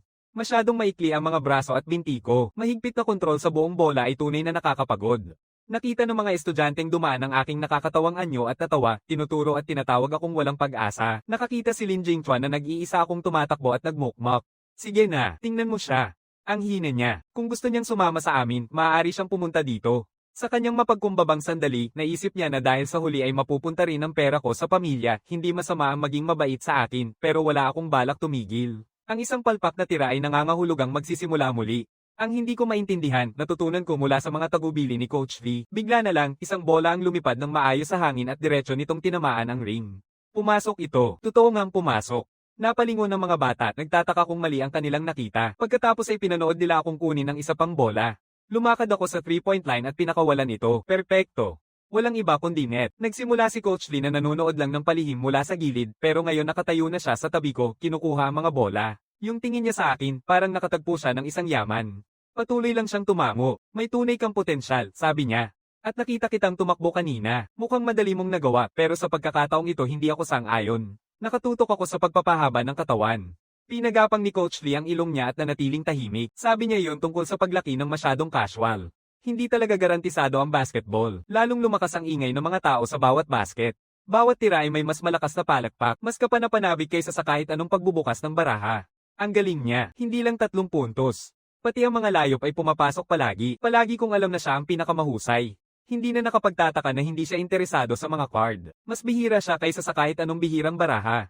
Mas tapat ang mga bata sa paghanga sa lakas kaysa sa mga matatanda kailanman. Sa isang iglap, iniwan ng mga baraha sa damo habang lahat ay tumakbo papunta sa akin para magpasalamat. Muling naungusan si Lin Jingchuan na nag-abala pa para ipakita ang kanyang mga baraha. Hinailan niya ng mariin ang ilang piraso ng damo pero napakasakit ng init. At nag-alala si Coach Lee tungkol sa heat stroke. Hindi niya ako pinayagang magtagal pa. 5 minuto bago ang tawag, kinuha niya ang bola. Uhaw na ako at pawis na pawis. Tumakbo ako papunta sa lavabo para maghugas, pagkatapos ay naglagay ako ng tubig sa isang papel na baso sa dispenser sa tabi nito. Kakalahati lang ang nainom ko nang lumabas ang isang grupo ng mga tao sa malapit. Si Shunayang Zai yun. May ilang batang lalaki na sumusunod sa kanya. Agad ko silang nakilala. Sila ring mga batang iyon mula sa opisina. Naalala ko ang itsura ni Yun Royo pagkatapos niyang makita ang phone. Umupo ako at sumunod ng tahimik. Ang maliit na gubat sa likod ng paaralan ay makapal sa paglago ng tag-init. Kailangan kong lumapit ng husto bago ko makita ang kanilang mga anyo sa likod ng mga dahon. Hinahablat ni Shunayang Zai ang mga damit ng mga batang lalaki. Agad akong napakunot ang noo.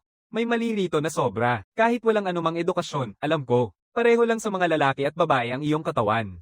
Ito ay pribado. Walang sino man ang may karapatang hawakan ito ng walang pahintulot. Magsalita ka na, sabi ni Shu Nayangzai. Maging tapat ka sa akin at papayagan kitang umalis. Kung hindi, kailangan nating manatili dito at maglaro ng kaunti. Ang kanyang karaniwang mahinahong boses ay bumaba sa isang mababa at nakakasakit na tunog. Kahit ang kanyang tawa ay may magaspang, manggilid na ingay na nagpapakiliti sa iyong balat, hinailan niya ng dahan-dahan ang isang panukat sa mga tuhod ng mga lalaki, ang kanyang boses ay damaloy ng mahinahon at walang pagmamadali. Ngayon, sino ang kumuha ng aking telepono? Kaya iyon na pala. Napansin niya na nawala ang telepono at inakala na isa sa kanila ang kumuha nito. Hindi ko ito naisip. Nakaramdam ako ng bahagyang guilt at muntik nang lumabas para aminin na ako ang gumawa nito. Nalala ko tuloy ang sinabi ni Yun Royao. Huwag magpadalos-dalos. Hindi mukhang mapanganib si Shu Nayangzai. Pero nagpipigil pa rin ako. Ngunit habang nagpapatuloy ang pagtatanong, nagsimula ng umiyak ng mahina ang mga lalaki, sinisikap pigilan ito. At hindi nagpasiklab ng konsensya si Shu Nayangzai sa kanilang pag-iyak. Kung mayroon man, mas lalo pa siyang naiintriga. Umiyak, mas lalo pang mukhang kawawa. Oo, ganun nga. Maganda ito. Pinag-ikot niya ang mga lalaki na parang may kumapit sa kanya. Pagkatapos ay ngumiti siya ng malawak at tahimik na nag-utos. Ngayon, tanggalin na ang inyong mga jacket. Sandali akong napailing. Hindi ko maintindihan. Pagkatapos ay isang batang lalaki ang humawak sa kanyang damit. At sa sandaling iyon, naintindihan ko ng eksakto kung ano ang ginagawa ni Shu Nayangzai. May isang bagay na bumalat sa akin ng mainit at nakasilaw. Naalala ko ang isang taon na ang nakalipas sa baryo nang dumating ang isang bagong guro. Siya ay isang magandang batang babae. Dumating siya upang hanapin ako ng higit sa isang beses. Gusto niyang pumasok ako sa paaralan. Nilikha niya ako ng isang magandang korona ng bulaklak. Tanging kaalaman lang ang makapagpapabago ng iyong kapalaran. Sinabi niya sa akin na napunta ako dito dahil alam ko kung ano ang kayang gawin ng edukasyon. Gusto kong dalhin iyon sa'yo. Hindi palaging ganito ang mga tao dito. Kailangan mong maniwala na kayang baguhin ng kaalaman ang lahat pero hindi nagbago ang baryo. Bago pa man mangyari yon, nawala ang katinoan ng batang guro. Sabi ng mga tao na inatake siya sa mga taniman ng mais. Pumunta ako para makita siya pagkatapos at nakita ko ang mga taga-baryo na lumalabas mula sa bahay niya. Lahat sila ay nakangiti, mapagmataas, kontento. Wala nang galit sa kanilang mga mata, isang katahimikan na nagpasakit sa akin. Hindi na siya muling nakipag-usap sa akin. Kalaunan, ibinaba niya ang kanyang sarili sa ilog. Nang mamatay siya, malaki ang tiyan niya dahil sa pagbubuntis. Sabi nila may batang nasa loob niya. Ayaw niyang ipanganak ito sa mundo, kaya pinili niyang tapusin ito. Namatay siya sa mismong lupa na isinakripisyo niya ang kinabukasan para baguhin. At ang naaalala ko lang ay ang ngiti sa mukha ng mga taga rito. Yung mapagmataas, kontentong ngiti, hindi ko inasahan na makikita ko ang isang bagay na kasing kasuklem sa loob ng isang paaralan na parang kastilyo sa isang kwento. Nang tumakbo ako palabas, wala akong iniisip. Mga piraso ng alaala ang nag-flash sa isipan ko, sumunod ang sigaw, umiiyak, at ang mabilis na kalabog ng mga yapak mula sa iba't ibang direksyon. Dumating ang mga guro at estudyante mula sa malapit na lugar, tumakbo dahil sa ingay. Sa loob ng gubat, nakahiga si Junyang, nakabuka ang likod ng kanyang ulo at dumudugo. Sa tabi niya ay ako, hawak ang isang bato, nakangiti ng walang emosyon. Nakatingin ng madilim kong mga mata sa nakahandusay na anyo na para bang pinag-iisipan kung huhugutan pa ba ang baril o hindi. Tumawag ka ng ambulansya. Ngayon, isang guro ang unang nakabalik sa katinoan at minamadali ang security guard na tumawag. Pagkatapos ay pinuntahan nila ang nagkakagulong mga estudyante para paalisin sila. Bumalik na kayo sa inyong mga silid-aralan. Huwag kayong magpapalipas ng oras. Coach Lee, kontrolin mo na ang mga estudyante mo. Guro Lee, ang pay teacher ng ika-4 na klase, naputol sa kanyang pag-iisip at nilapitan ng kanyang mga estudyante upang ilayo sila. Pagkatapos, tinig ni Lin Jingchuan ang umalingaw-ngaw sa gitna ng tao. Pinatay niya ba siya? Isang mamamatay tao siya. Yung mga salitang iyon ay tumama na parang bato na itinapon sa tahimik na tubig. Kahit yung mga sobrang natakot na hindi makapag-isip ng maayos ay napapailing na lang. Isang bagong alon ng sigaw ang sumabog. Nagkawatak-watak ang mga estudyante sa iba't ibang direksyon. Tumingin sa akin ang mga kaklase ko na para bang isang halimaw ako. Binilisan ni Coach Lee ang kanyang boses para pakalmayan ang mga tao. Calm down na kayo. Wala pang nakukumpirma hanggang ngayon. Maaaring may mas malalim pa dito. Huwag agad maghusga. Hindi ako nag-aakalang lalakad si Lin Jingchuan ng galit. Siguro siya ang pinakamabait na guro na meron tayo. Kakatapos lang dumating ni Lin Chen. Paano magkakaroon ng dahilan para gawin niya ito sa kanyang unang araw? Isa lang siyang marahas. Kahit yung nangyari sa mall, impulsibo lang siyang kumilos at pinalad lang siya. Lahat tayo ay nalinlang kumpara sa guro na kasama niya ng isang taon. Isang dayuhan tulad ko ay walang pag-asa na makuha ang tiwala ng mga estudyante at isang 10 taong gulang na kayang gawin ang ganito. Pati ang mga nakapaligid sa amin na matatanda ay mukhang nababahala. Ang mga guro at estudyante ay nagbuo ng isang bilog sa paligid ko na nakatingin na may halong takot na hindi maitago. Di nagtagal ay umalingaw-ngaw ang sirena mula sa labas ng mga pinto ng paaralan. Nang tumingin ang lahat, hindi ang mga paramediko ang unang dumating, mga pulis na nakasuot ng uniforme. Nagmumukhang naguguluhan ng punong tagapamahala ng disiplina ng paaralan. May nakatawag ba dito sa pulis? Tumango ang ibang mga guro. Sa isang paaralang tulad nito, kahit kamatayan ay aayusin muna ng tahimik. Pero dito, ang mga pulis ay dumating nang hindi iniimbita. Ang pinuno ng disiplina ay nakaramdam ng gulo at lumapit upang ayusin ang sitwasyon. Mga opisyal, marahil ay nagkaroon lamang ng hindi pagkakaunawaan. Hindi niya natapos. Isang badge ang bumukas sa harap niya, matigas at walang emosyon ang ekspresyon ni Luzing. Ako ang pinuno ng unang unit ng investigasyong kriminal. Nakakuha kami ng ulat mula sa isang magulang. Isang guro sa paaralan ang pinaghihinalaang ng aabuso ng bata. Kailangan natin ng buong kooperasyon ng paaralan. Anong? Nabigla ang pinuno ng disiplina. Pag-abuso sa bata, imposible yon. Ito ang pinaka-prestihiyosong paaralan sa lungsod. Ang aming mga guro ay pinakamahusay sa bansa at sa buong mundo. Hindi mangyayari ang isang bagay na tulad nito dito. Sa harap ng mga profesional, walang halaga ang mga salitang iyon. Ang mahalaga ay kung nangyari o hindi, iyon ang aming layuning alamin. Sa ngayon, kailangan nating kausapin si Guro Shu Naiyangzai. Inilayo ni Luzing ang kanyang ID. Walang ipinakitang reaksyon ang mukha niya. Nagsimula nang makaramdam ang pinuno ng disiplina na may mali ng sobra. Kumukha niya ay naging mapatla. Nasa loob siya ng lugar, pero sa ngayon, sa palagay ko hindi mo siya magagawang tanungin. Isang estudyante lang ang naglagay sa kanya sa kritikal na kalagayan. Anong? Ngayon ay si Luzing na ang huminto ng biglaan. Tumingin siya sa tabi ng lalaki at nakita si Shu Naiyangzai na nakahandusay sa lupa at nakatayo sa tabi na para bang siya ang may kasalanan. Ako. Paano na naman itong batang ito? Nakarating sa lugar sina Yuan Godong at Yun Royao ng sandaling iyon. Parehong napatigil sa nakita. Yun Royao hindi pinansin ang harang ng opisyal at mabilis na lumapit, niyayakap ang aking mga balikat. Lin Chen, ayos ka lang ba? Nasaktan ka ba? Nagtinginan ng mga paramediko sa malapit. Malinaw na hindi ang batang ito ang mapanganib dito. Habang tahimik nilang pinapawalang sala ang sarili, tuluyang tumigil ang pagdurugo sa likod ng ulo ni Shu Naiyangzai. Salamat sa Diyos, walang malubhang pinsala. Kapag na-stabilize na ang kanyang pulso at tibok ng puso, maaari na siyang ilipat. Inalis ng doktor ang kanyang maskara at humarap sa akin na may pagod na tingin. Batang lalaki, kahit gaano kakikay, hindi ka pwedeng tumama sa tao ng mga bato. Maaaring may nangyaring napakalaking mali. Swerte ka ngayong pagkakataon. Huwag mong asahan na mangyayari pa yun muli. Pero bago pa siya makapagsalita, dahan-dahan kong pinalingga ang aking mga mata sa mukha ni Shu Naiyangzai. Hindi siya patay. Lumayo ang doktor. Itong bata ay tunay na nagnanais na patayin siya. Nakita ni Yun Royao si Liuzing na papalapit sa amin at agad niya akong niyakap. Sinubukan niyang kunin ang bato mula sa aking kamay, ngunit naroroon na ang kamay ni Liuzing, nakahawak sa aking palso. Ginoo yun, ilang beses na tayong nagkita bilang matagal ng kakilala. Gusto ko sanang makipag-usap sa kanya mag-isa. Sa tingin ko hindi niya ito matatakot, hindi ba? Isang bihasang detective ang nagsalita ng isang pangungusap at naputol niya ang lahat ng posibleng argumento ni Yun Royao. Pinisil ni Yun Royao ang kanyang mga labi. Wala siyang magagawa upang pigilan ito. Liuzing ngumiti ng bahagya at nagbigay ng senadorya sa isa pang opisyal na kunin ang pahayag ni Yun Royao. Pagkatapos ay humarap siya sa akin at sa batong hawak ko na may matalim pa ring gilid. Lin Chen, alam kong malinaw ang isipan mo ngayon. Ikaw ba ang gumawa niyon sa taong nakahiga? Sa ibang bata, kailangan pa niya ng tagapayo bago magtanong. Pero si Liuzing ay nakipag-ugnayan na sa akin noon. Alam niya kung gaano ako katatag. Kaya lumuhad lang siya para makipagtagpo sa aking mga mata at direktang nagtanong. Malinaw ang isip ko, pero parang mabagal pa rin ang katawan ko na para bang hindi pa ito nakakasabay ng husto. Tumingin ako sa aking mga kamay. Sa palagay ko, sabi ko ng dahan-dahan. Napatitig si Liuzing. Hindi iyon ang sagot na inaasahan niya. Anong ibig mong sabihin na sa tingin mo ganoon? Hindi mo naaalala. Sinubukan kong alalahanin, sa kadahan-daang ngumiti. Sobrang galit ko na mawalan ako ng kontrol. Kasama na ang mga detalye. Mas lalo lang nitong ikinagulat ni Liuzing. Ano ang nakapagpagalit sa'yo? May nakita ka ba, isang bata na kayang harapin ang armadong tao nang hindi natatakot? Anong uri ng galit ang maaaring makapagpawala niyon? Ang tanong ay nagbalik sa akin. Lumiko ako at tiningnan ang kabilang bahagi ng gubat. Pinaghiwalay sina Yuan Jingcheng at ang iba pang mga bata, pinoprotektahan. Dumating na ang kanilang mga magulang at niyayakap sila, humihikbi ng pang-aliw. Itinaas ko ang kamay ko at itinuro muna si Shu Naiyangzai, saka ang mga batang lalaki. Ang boses ko ay lumabas ng mabagal, halos parang walang laman. Binubuskan niya sila sa pribado, biglang naging tahimik ang gubat. Lahat ng mata ay napalaki, parang ang mga salitang iyon ay nakalikha ng isang bagay na ayaw makita ng lahat. Isang hangin ang dumaan, pagkatapos ay isang magulang ang sumigaw.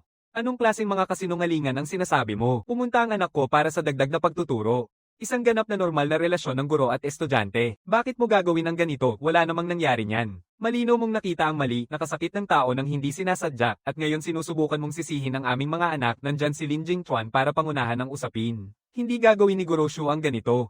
Sila ang mga estudyanteng nahihirapan na palaging nang iistorbo sa kanya para magturo. Sila ang hindi nagpahinga sa kanya.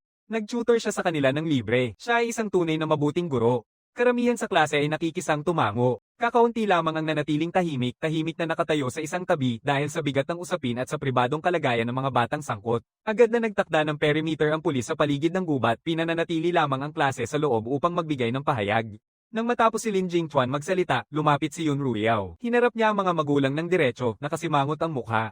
Nakita mo na ang mga larawan. Kung hindi ka naniniwala sa kahit ano nito, bakit ka nagsitakbo dito? Kung mas importante sa iyo ang reputasyon ng pamilya mo kaysa sa dignidad ng anak mo, hayaan mo nang magpatuloy ang nilalang na ito sa pagtuturo. Makasaysayang at brutal ang kanyang mga salita, ngunit bawat isa ay tumama ng eksakto sa lugar na dapat itong marating, na nagtanggal ng kulay sa mukha ng mga magulang.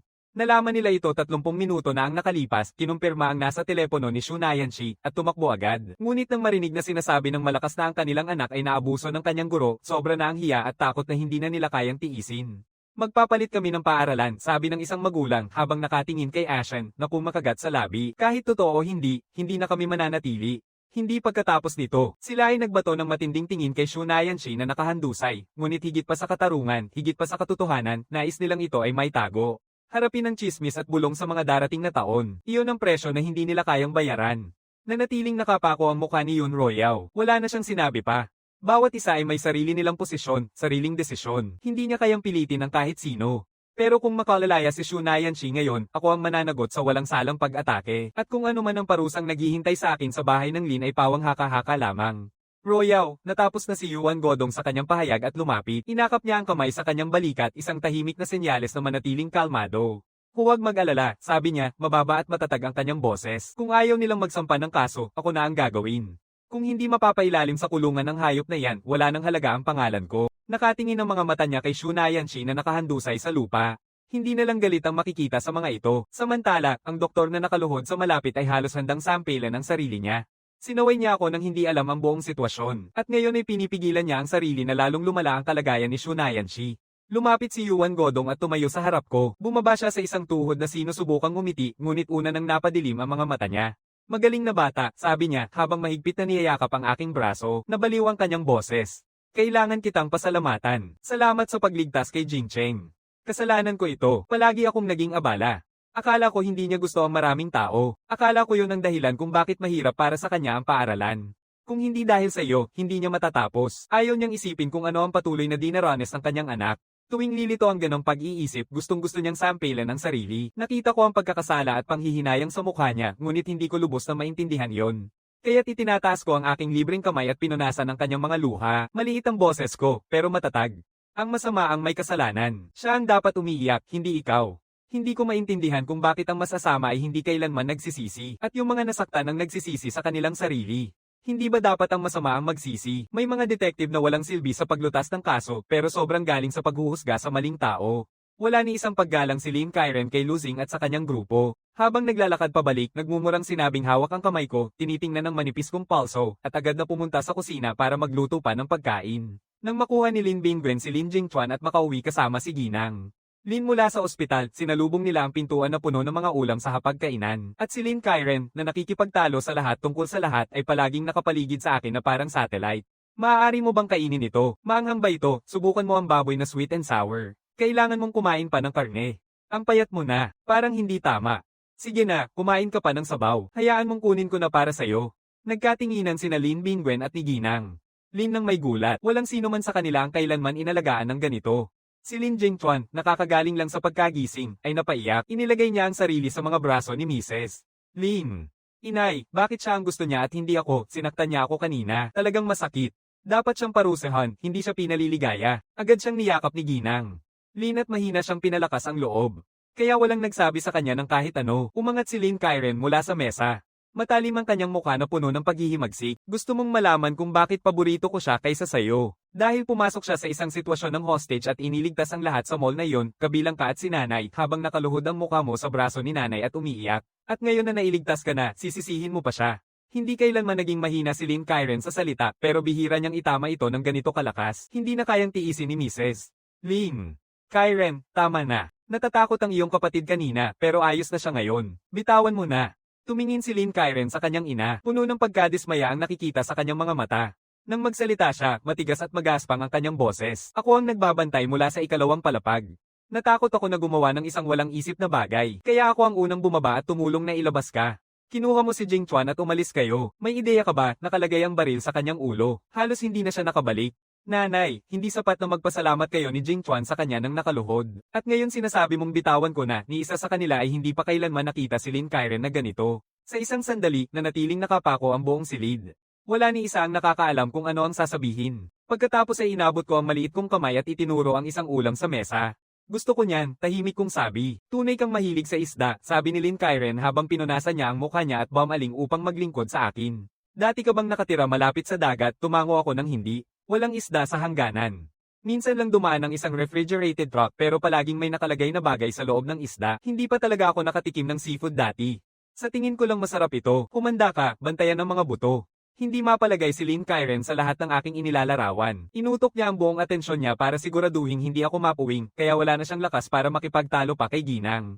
Lin o kay Lin Jingtuan. Mukhang may sasabihin pa si Lin Jingtuan. Pinigil ni Lin Bingwen siya sa isang tingin at dinala ang mag-ina sa silid-aralan. Bumalik ang ulat ng DNA. Ibinigay niya ang mga dokumento kay Mrs. Lin para sabay nilang basahin.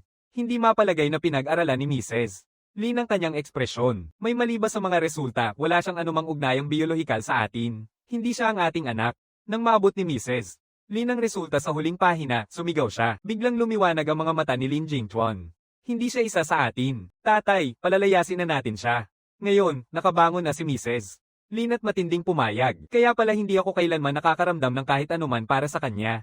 Sino ba ang nakakaalam kung saan ang galing ang peke na ito? Bakit hindi mo siya agad binunyag at pinayagan si Kyren na maghintay sa kanya ng ganito? Parehong nagalit ang ina at anak, ngunit si Lin Bingwen, nakaupo sa likod ng mesa, hinayaan ang katahimikan na tumagal bago magsalita. Hindi ko siya pwedeng paalisin. Bakit hindi? Sabay nilang sinabi ito ng sabay-sabay dahil malamang na namatay na ang tunay na Lin Chen sa kamay ng mga kidnapper. At gusto ng patriarka si Lin Chen. Ang batang ito ay isang handang-handa ng Lin Chen. Lin Bingwen ay naglabas ng sigarilyo, pinailaw ito at tiningnan sila sa pamamagitan ng manipis na usok. Kaya siya si Lin Chen, sabi niya ng tahimik, walang ibang pagpipilian. Kapag nakuha ko na ang mana mula sa patriarka, aalisin ko siya sa sambahayan na ito. Si Jingtuan ang magiging nag-iisang anak ng pamilyang ito. Hindi mo kailangang mag-alala na kukunin niya ang anumang pag-aari ni Jingtuan. Pinili niyang sabihin sa kanila ang katotohanan. Ayaw niyang magkaroon ng bukas na labanan sa ilalim ng kanyang bubong. Kung walang kompetisyon, mananatili ang panlabas na piraso nito. At nangyari ito ayon sa kanyang hula. Lin Jingtuan agad nang umiti, ang puot ay unti-unting nawala sa kanya. Naramdaman ni Ginang. Lin ang bahagyang kirot nang malaman na malamang patay na ang kanyang tunay na anak. Ngunit kumpara sa pagpapalaki ng isang batang may magaspang na ugali mula sa wala, mas nakakaaliw ang amang ampan na kanyang kilala na. Kaya nang lumabas ang ina at anak mula sa silid-aklatan na magkahawak ang kamay, nandoon ako sa paanan ng hagdang. At sa kauna-unahang pagkakataon, pareho silang ngumiti sa akin.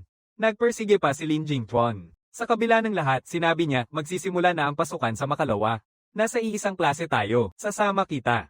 Hindi ako pumayag o tumanggi. Pumunta ako diretso sa kwarto ko. Binuksan ko ang mga aklat, aralin at mga librong pang-aliw na binili ko noong araw, pinapakinggan at tinatandaan bawat bagong salita habang nagbabasa. Pagkatapos kong matulog, kaya ko nang basahin mag-isa ang mga kwentong pambata.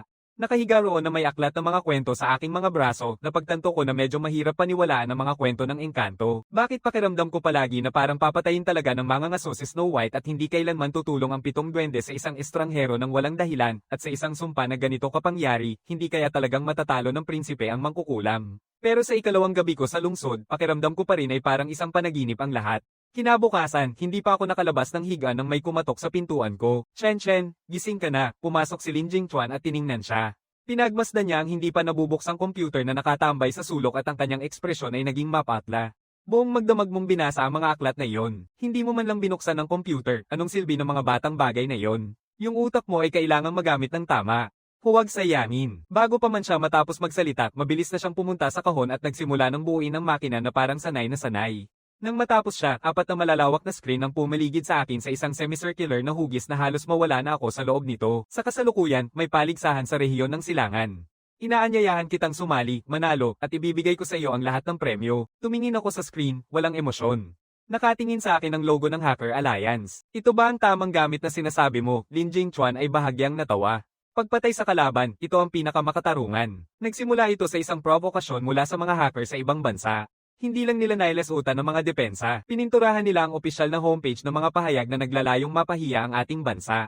Bago pa man dumating ang anumang opisyal na sagot, nagpa siya ang alliance na magpadala ng kanilang sariling mensahe sa buong mundo. Kamakailan lang ay nanalo tayo sa torneo, kaya tayo ang nangungunang unit sa pagkakataong ito. Nakatalaga tayo sa network ng bansa A, pero sa totoo lang, bago pa rin tayo dito, hindi kami masyadong kampante. Medyo nahihiya si Lin Jingtuan habang nagsasalita. Ito ang kauna-unahang pagkakataon nilang mapunta sa ganitong sitwasyon. Kung mabibigo sila, magiging tawa sila ng buong komunidad ng hacking. Hindi ako masyadong interesado sa premyo. Ang tunay na nakakuha ng aking atensyon ay ang kakayahang gamitin ng code para makabawi. Gaano pa katagal bago magsimula? Tanong ko. Sinuri ni Lin Jingchuan ang oras. Sa loob ng 6 na oras magsisimula ang kabuuang atake. Ngumiti ako at binuksan ang mga aklat tungkol sa programming mula kahapon. Mukhang nag-aalala si Lin Jingchuan na baka may hindi ako maintindihan. Nagpasya siyang manatili sa aking kwarto. Pinaabot pa niya ang alalay upang dalhan ako ng almusal. Gumagawa si Ginang Lin ng kanyang umagang yoga at narinig ang tungkol dito. Pumikit siya ng mariin ngunit hindi nagsalita. Pagkatapos ng almusal, umupo ako na may hawak na tasa ng gatas at dahan-daang ininom ito. Sa kabilang dulo ng silid, binuksan ni Lin Jingchuan ang kanyang laptop at nakikipag-ugnayan sa kanyang mga kasamahan. Kumusta ang kalagayan dyan, MS? Lin, sabi mo na magdadala ka ng isang espesyalista. Dumating na ba ang espesyalista? Gulo na ako dito. Lalaban natin ang bansa A. Sa meron tayo, totoo lang, wala akong tiwala. Hindi pa rin nila alam kung paano talaga nanalo ang paligsahan. Lahat ng ito ay nanatiling isang misteryo sa kanila. Pinanatili ni Lin Jingchuan ang isang mata sa sitwasyon at nagbigay ng katiyakan. Relax lang. Nandito na ang espesyalista. Ngayon lang binabasa. Pag narinig nila yon, agad na sumabog ang kasiyahan sa kabilang dulo. Nandito na ang alamat. Saan? Tingnan natin. Matagal nang gustong ipakita ni Lin Jingchuan ang kanyang sarili. Pinindot niya ang kamera na nakangiti na parang sinasabi ang lahat. Iniliko niya ito para makuha kaming dalawa. Ayan na nga. Tumingin ang iba sa screen at agad na may napansin na mali. Bakit ang liit ng itsura ng espesyalista? Dahil ba ito sa taas? Tumingin si Lin Jingchuan sa akin ng pababa. Hindi pa nga umaabot sa baywang ko at ngumiti ako. Oo. Patuloy pa rin ang paglaki. Hindi mo ba nakikita ang gatas? Hindi talaga makapaniwala ang iba na tumawa. Nakapagbigay sila ng tuyo ngunit matipid na sagot. Isang batang henyo tulad ni MS. Lin noon at masipag din. Sa maagang pagbasa na ito, sumagot si Lin Jingchuan nang hindi tumitingin pataas. Tama, kung hindi mo malalaman ang mga pangunahing kaalaman sa programming. Nag-aaral ka lang ng mabilis, tahimik na tahimik sa kabilang dulo. Matapos ang mahabang paghihintay, sa wakas ay may nagsalita. Ginoo, Lin, huwag mong sabihin sa akin na ang espesyalista ay isang bata na hindi pa nawawala ang lahat ng kanilang mga ngipin sa bata. Akala ni Lin Jingchuan, halos hindi pa natutunan magbasa ng mga Chinese characters, lalo na ang programming. Ngunit hindi talaga niya maaaring sabihin iyon ng malakas. Sobra na para sa kanila. Maniwala ka sa akin, sabi niya, kamay sa dibdib. Kung sabi niya ay ayos lang talaga. Sa totoo lang, bago ang kahapon, kung may nagsabi sa kanya na isang bata ang maaaring manguna sa isang atake sa opisyal na network ng bansa A, tatawagin niya silang baliw. Ngunit pagkatapos ng kanyang nasaksihan sa mall, ang kalmadong pagtanggap ng sunog, ang tahimik na kahusayan, ang ekonomiya ng salita. Ngayon, tuwing pumapayag ako sa isang bagay, nakakaramdam siya ng kumpiyansa na hindi niya lubos na maipaliwanag. Ngunit ang mga kasama niya, hindi nila ito naiintindihan. Akala nila nawawala na siya sa katinoan. Naiintindihan mo ba kung ano talaga ang ginagawa natin? Binibiro natin ang opisyal na website ng gobyerno ng bansa A. Ang kanilang teknolohiya at cyber infrastructure ay world class. Naiintindihan mo ba yon? Kung mabibigo tayo, ayos lang. Pero kung mahuli tayo, mapupunta tayo sa bilangguan. Mula kang isang makapangyarihang pamilya. May isang tao na magpapalaya sa'yo. Wala tayong ganitong safety net. Sino mang gustong maglaro nito, siya na ang bahala. Buong grupo ay nabigo na. Tapos na sila. Sa una, akala ni Lin Jingchuan na nagbibiro lang sila. Pero isa-isa silang nag-offline at hindi na bumalik. Ang koponan ay nabuo nung nasa universidad pa sila. Karamihan sa kanila ay mga doktoral na estudyante. Tumawag siya. Matatag sila. Sila ay tumakas na. Pinalaya ni Lin Jingchuan ang kanyang sarili. Kayong mga duwag na walang puso. Kayong lahat. Kayo ang gustong bumuo ng grupong ito. Nasa inyo na ang titulo at ngayon ay ayaw niyong makipaglaban para dito. Kung aalis ka na, sana sinabi mo na agad mula sa simula. Hindi sana ako nagsayang ng oras. Binato niya ang telepono, humihingal at pinigilan silang lahat. Pagkatapos ay bumagsak siya pabalik sa kanyang upuan. Lumiko siya upang tingnan ako na tahimik pa rin na nagbabasa sa kanyang tabi. Naglabas siya ng maikling mapait na tawa at inabot ang pahina upang takpan ito. Pwede mo nang itigil ang operasyon. Tapos na tayo. Tumingin ako pataas. Malinaw at naguguluhan ang aking mga mata. Hindi na tayo magiging ilaw pa. Hindi ganong kasimpal ang pagiging ilaw ni Lin Jingchuan sa panig niya. Kung ang mga ganap ng matanda ay umatras dito, anong tsansa namin dalawa? Marahil ang opisyal na sagot ay magiging isang matigas na pahayag para sa anyo at pagkatapos ay magpapatuloy na ang lahat. Sa ganitong pag-iisip, bigla niyang naramdaman na walang silbi ang lahat ng ito. Ang pakikialam para sa katarungan ay walang iba kundi isang magandang kasinungalingan. Hindi ko masyadong nabasa ang kawalang saysay sa mga mata niya, pero alam kong hindi tama ang kanyang sinasabi. Ang paggawa ng tama ay hindi dapat nakasalalay kung ikaw ay isang matanda o isang bata. Kung ito yung klase ng bagay na pinagtrabahuhan ko kahapon, kaya ko itong gawin. Gusto mo pa rin bang sumama sa akin? Ano, tumingin sa akin si Lin Jingchuan habang nakatitig at kumikindat. Pagkatapos ay nakita niya ang katatagan sa aking mga mata. Ang bigat na nakaupo sa kanyang dibdib ay nawala. Dahan-daang siyang tumuwad. Gawin na natin. Sa pagkakataong ito, buong puso kaming susubok. Binuksan niya ang laptop niya at direktang nag-post sa forum. Unang baril ang aming sisindihan. Ito ay para lamang sa pagbubuo ng samahan, wala nang iba. Ngunit halos agad, dumating ang mga hacker na narinig ang nangyari at pumasok sa mga komento. Narinig nila na nag-quit ang buong team mo. Ano ba talaga sa tingin mong magagawa mong mag-isa? Palagi kong naisip na may mali sa paraan ng pagkapanalo mo sa titulo na iyon. Mukhang nagsisimula ng lumabas ang mga bitak. Sige na, bumaril ka muna sa akin. Tingnan natin kung gaano ka katatag. Huhulaan ko hindi mo nga mahanap ang IP ko. Ang lahat sa forum ng Alliance ay mga elite, walang sino man ang nagpasindak sa iba. Magaling si Lin Jingchuan sa kanyang mga kasanayan. Para siyang bata lang sa harap ng ganitong klase ng mga taong walang modo. Mga walang kwentang tao. Handa na siyang magbukas ng manggas at makipagsabayan sa kanila noon pero napalingon siya at nakita akong nakatutok pa rin sa binabasa ko ng seryoso. Parang isang matibay na bagay na biglang pumasok sa kanyang ugat. Naging kalmado siya. Ngayon hindi na ang tamang panahon para sa kayabangan. Kailangan niyang makipagtulungan sa akin at magtrabaho ng maayos. Kaya sa loob ng ilang oras, inulit namin ang pagmamapa ng lahat. 2:00 ng hapon, habang dumarami ang mga panlalait sa forum, isinara ko ang libro ko, lumipat sa pangunahing upuan at binuksan ang lahat ng 4 na screen. Nagsimula na ang buong pag-atake sa isa sa mga pinakamarunong na bansa sa teknolohiya sa buong mundo. Sa simula, walang masyadong pumapansin. Karamihan ay nakalimutan na ang operasyong ito. Abala ang forum sa pagpapahayag ng galit nito sa koponang umatras. Anong klaseng mga kampiyon ng mga ito, mga batang pinalad laban sa madilim na emperador? Tumingin kayo ng mabuti sa sarili ninyo habang ang tunay na talento ay bumaba sa ikalawang antas, sino ang talaga namang haharap sa bansa habang lahat ay abala sa palihim na pagtatalo. May nagpost sa ilalim ng thread. Oh, nawawala na ang website ng bansa ko. Tingnan mo na ngayon. Akala nila biro lang ito. Nag-click sila para kuhanan ng screenshot para pagtawanan ito. At nang marating nila ang homepage ng bansa, tahimik silang lahat. Ang buong pahina ay naging malalim na makulay na pula na pinuno ang buong wall at mga piani na namumulaklak, isang klasikong simbolo ng kayamanan at swerte na nasa kasagsagan ng pag-usbong. Walang isang salitang, puro larawan na agad makikilala ng bawat tao sa bahay. Sino ang gumawa nito? Kahanga-hanga ito. Ang mga piani na nasa kasagsagan ng pamumulaklak ay nagdadasal na sana'y maging mapayapa ang iyong buhay. Mabuting tao. Dumaan ang nanay ko, tiningnan lang at pinuri ang bansa sa kanilang panlasa. Biglang nagbago ang tono ng usapan. At saka muling lumitaw ang orihinal na nag-post. Unang 3 salita. Pinalamig nito ang lahat. Kailangan ng sandali para maunawaan. Dumating ang atake sa eksaktong oras na napagkasundoan. At talaga namang nagawa ng pangunahing unit yon. Wala ni isa man ang handa para doon. Walang oras para pag-isipan ng lahat ng iyon. Nagkagulo ang lahat pabalik sa kanilang mga istasyon, nag-ayos para tamaan ang natitirang mga target at mag-sequence sa ikalawang palapag ng bahay ni Lin. Natapos ni Lin Sharon ang pagpapadala ng kanyang sagot, umupo pabalik sa kanyang upuan at nambit-bit, pagkatapos ay hindi mapigilan ang ngumiti. Tumingin siya sa akin na abala sa pagtatrabaho, nakatutok ang mga mata sa larawan sa telepono, matatag ang daliri sa mga keys. Paano gumagana ang ulo mo? Walang teksto, puro larawan at yung mga pinaka-perpektong nakatutok pa nga, sobra siyang natawa hanggang sumakit ang tiyan niya. Inginit ko ang ulo ko papunta sa kanya. Ang aking madilim na mga mata ay puno ng tunay na pagkalito. Ipinaliwanag ko dahil hindi ko mabasa ang kanilang wika. Tama lang para sa isang bata na kakapagtapos lang matutunan basahin ang sarili nilang wika. Medyo mahirap ang isang banyagang larawan at sinabi mong ito ay isang larawan ng pagbati. Maraming bulaklak dito. Ang ganda talaga nila. Taos puso kong itinaas ang kanyang phone. Nagpakitang gila si Lin Sharon sa pag-ubo at medyo nahihiyang tumingin sa ibang direksyon nang tanungin ko siya kung paano nagbabatian ang mga tao online. Inakala niyang nagbibiro ako kaya binigay niya sa akin ng isang folder ng mga pinakamaraming eksageradong meme na larawan niya.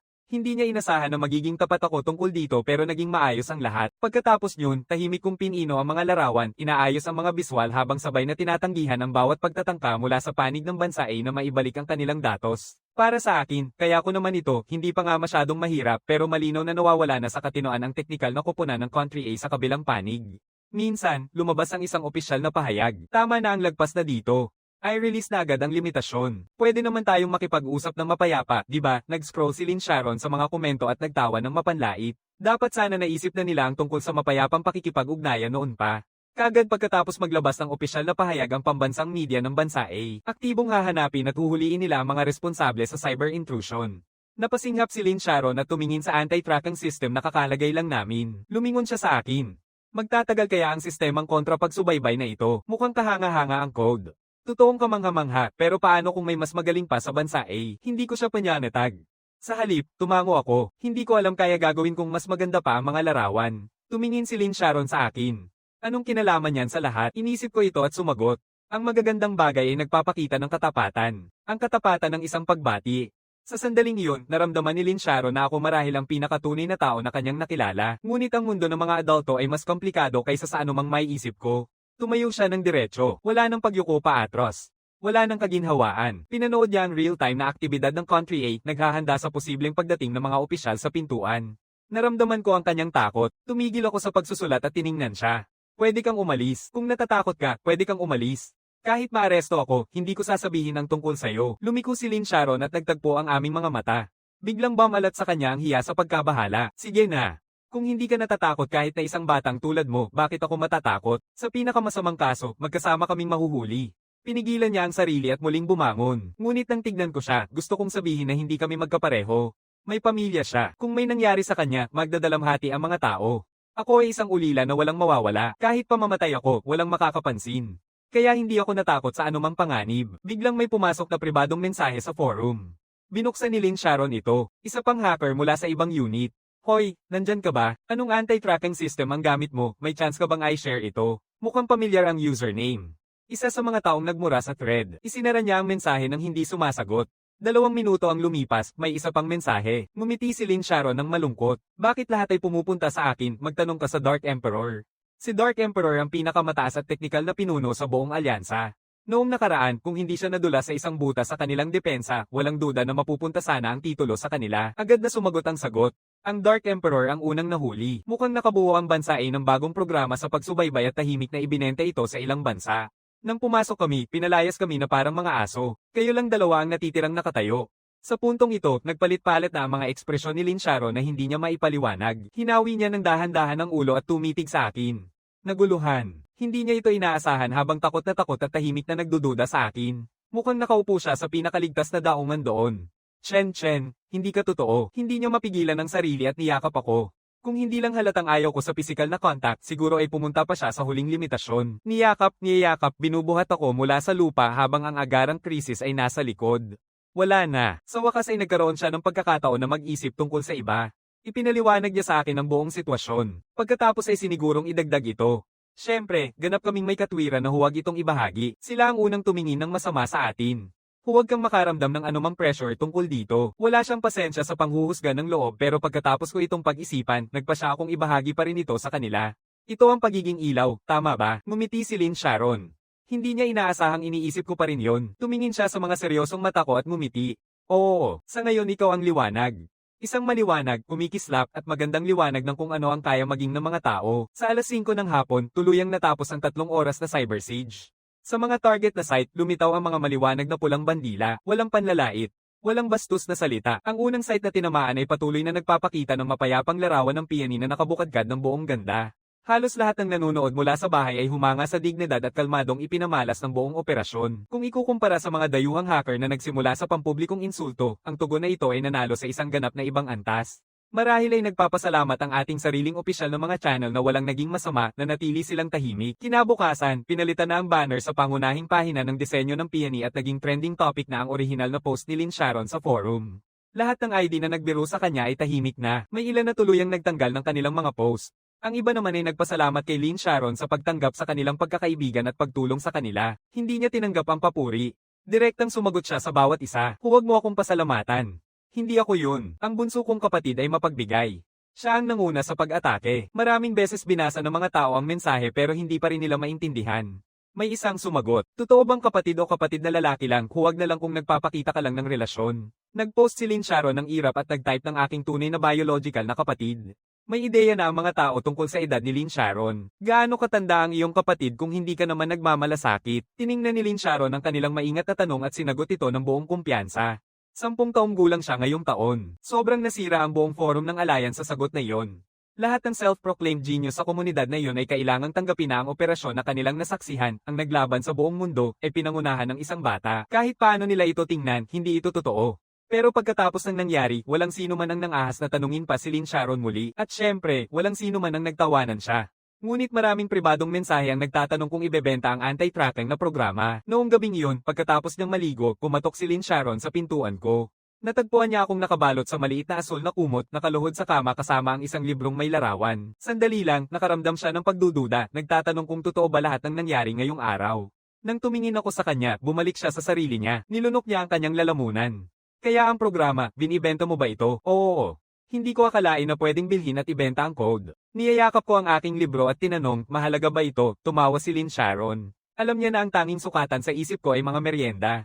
Binigyan niya ako ng isang konkretong paghahambing, mga 10 beses na mas marami kaysa karaniwang binibili mong merienda. Nagniningning ang mga mata ko. Ibebenta ko, maganda. Sa ngayon, mapupunta ang pera sa account ko, bukas. Dadalhin kita para magbukas ng sarili mong. Nagbigay siya ng thumbs up at isinara ang pinto. Binilang ko sa isip ko ang 10 bag ng merienda. Ngumiti ako, mas masaya ito kaysa kahit anong kwento ng fairy tale. Kinabukasan ng umaga, maaga na akong nagising, nagugas at handa na. Pagkatapos ng almusal, umupo ako ng maayos sa sofa at naghintay. Parehong nagulat sina Lin Bingwen at Ginang Lin nang makita ko. Tinanong ni Lin Bingwen si Chen Chen ng maaga. Hinigpitan ko ang aking tasa ng gatas at tahimik na nagsabi, naghihintay kay Lin Sharon. May bahagyang kiliti na dumaan sa noo ni Lin Bingwen. Pagkatapos ay ngumiti siya at sinabi, dapat mo siyang tawaging ate mo. Tumalikod ako at tinitigan siya nang walang sinasabi. Yung madilim kong mga mata ay may paraan ng pagtitig ng diretso sa isang tao. Ni Lin Bingwen ay kumikilos ng hindi komportable at tumawa ng walang buhay. Hindi na kailangang pilitin pa. Siguro nag-a-adjust ka pa rin. Lumayo siya ng tingin. Sa oras na bumaba si Lin Sharon mula sa hagdang, tinawag niya ito. Naghihintay na si Sharon Chen Chen sa'yo. Maglalakad ba kayong dalawa ng magkasama? Oo, aalis kami. Si Lin Sharon ay half asleep pa rin. Kagabi. Nabenta na ang programa. Lahat ng mga taong sobrang arogante ay unti-unting lumalapit sa kanya isa-isa. Kaya siyang hindi nakatulog hanggang madaling araw. Ngayon hindi na niya mapigilan ang pagtukso. Sabi niya ng pabaya, nagbukas ng bank account para sa kapatid ko, may pera na ideposito. Ginoong Lin, na nagmumuni-muni sa tabi ng bintana, bumukas ang mata niya. Magdeposito ng pera. Ano ang kaugnayan niya sa pananalapi ng pamilyang ito? Wala nang lakas si Lin Sharon na makipag-ugnayan sa kanyang ina ngayong umaga. Inikat niya ang mata at pumasok sa hapagkainan. Sumunod si Ginang.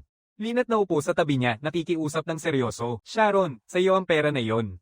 Huwag mo lang basta-basta ipamigay sa iba. Kung kailangan mong ibigay ito sa iba, ibigay mo kay Jing Huan. Hindi bababa na alam mo kung saan siya nagmula. Inay, kailangang may hangganan ng paboritismo. Ang ugali ni Lin Sharon, kahit sa umaga, wala siyang pasensya para dito. Diretsahang sinabi niya, si Chen Chen ang tunay mong anak. Ano ba talaga ang ginagawa mo na para siyang magnanakaw? Wala nang magandang sagot si Mrs. Lin dito at hindi niya masabi ang totoo ng malakas. Tumingin siya kay Lin Bingwen para sa suporta. Lumapit si Lin Bingwen at inakap ang balikat ni Lin Sharon. Nangangatwiran siya na ang ina mo ay nag-aalala lang na nag-aaksaya ka, sabi niya ng maingat. Bata pa siya, bakit kailangan pa niya ng bank account? Hindi na lang niya pwedeng itago ang baon niya sa isang kahon. Dahil hindi sapat ang drawer. Nabawasan ng pagbabantay niya at nasabi niya ito nang hindi nag-iisip. Iba ang kapatid ko. Nakabenta na siya ng milyon-milyon sa pagbebenta ng software online. Mas praktikal ang isang account. Anong? Parehong nanlambot si Lin Bingwen at si Ginang. Lin. Hindi makapaniwala sa kanilang narinig. Milyong-milyon mula sa pagbebenta ng software, isang bata mula sa hangganan na walang kahit ano, pero walang dahilan si Lin Sharon para magsinungaling. Nagpalitan ng tingin ng mag-asawa, namatay ang kanilang mga pagtutol sa kanilang mga lalamunan. Pinunasan ni Lin Bingwen ang balikat ng kanyang anak na may ngiting naglalaman ng mainit na paghanga. Ngayon lang talaga kumilos si Sharon na parang tunay na nakatatandang kapatid. Since pupunta ka naman sa bangko, ayos lang na ayusin mo na rin ang kanyang rehistro sa bahay. Pagkatapos niyan, magiging tunay na pamilya na tayo. Mula nang bumalik ako, hindi pa nababanggit ang usapin ng rehistro ng sambahayan. Akala ni Lin na nakalimutan na niya. Nang marinig ito ngayon, tumango siya, kontento. Sige. Bahala na ako. Natapos ko ang gatas ko sa sala, nakataas ang ulo habang pinapanood ang mainit na eksena nilang tatlo.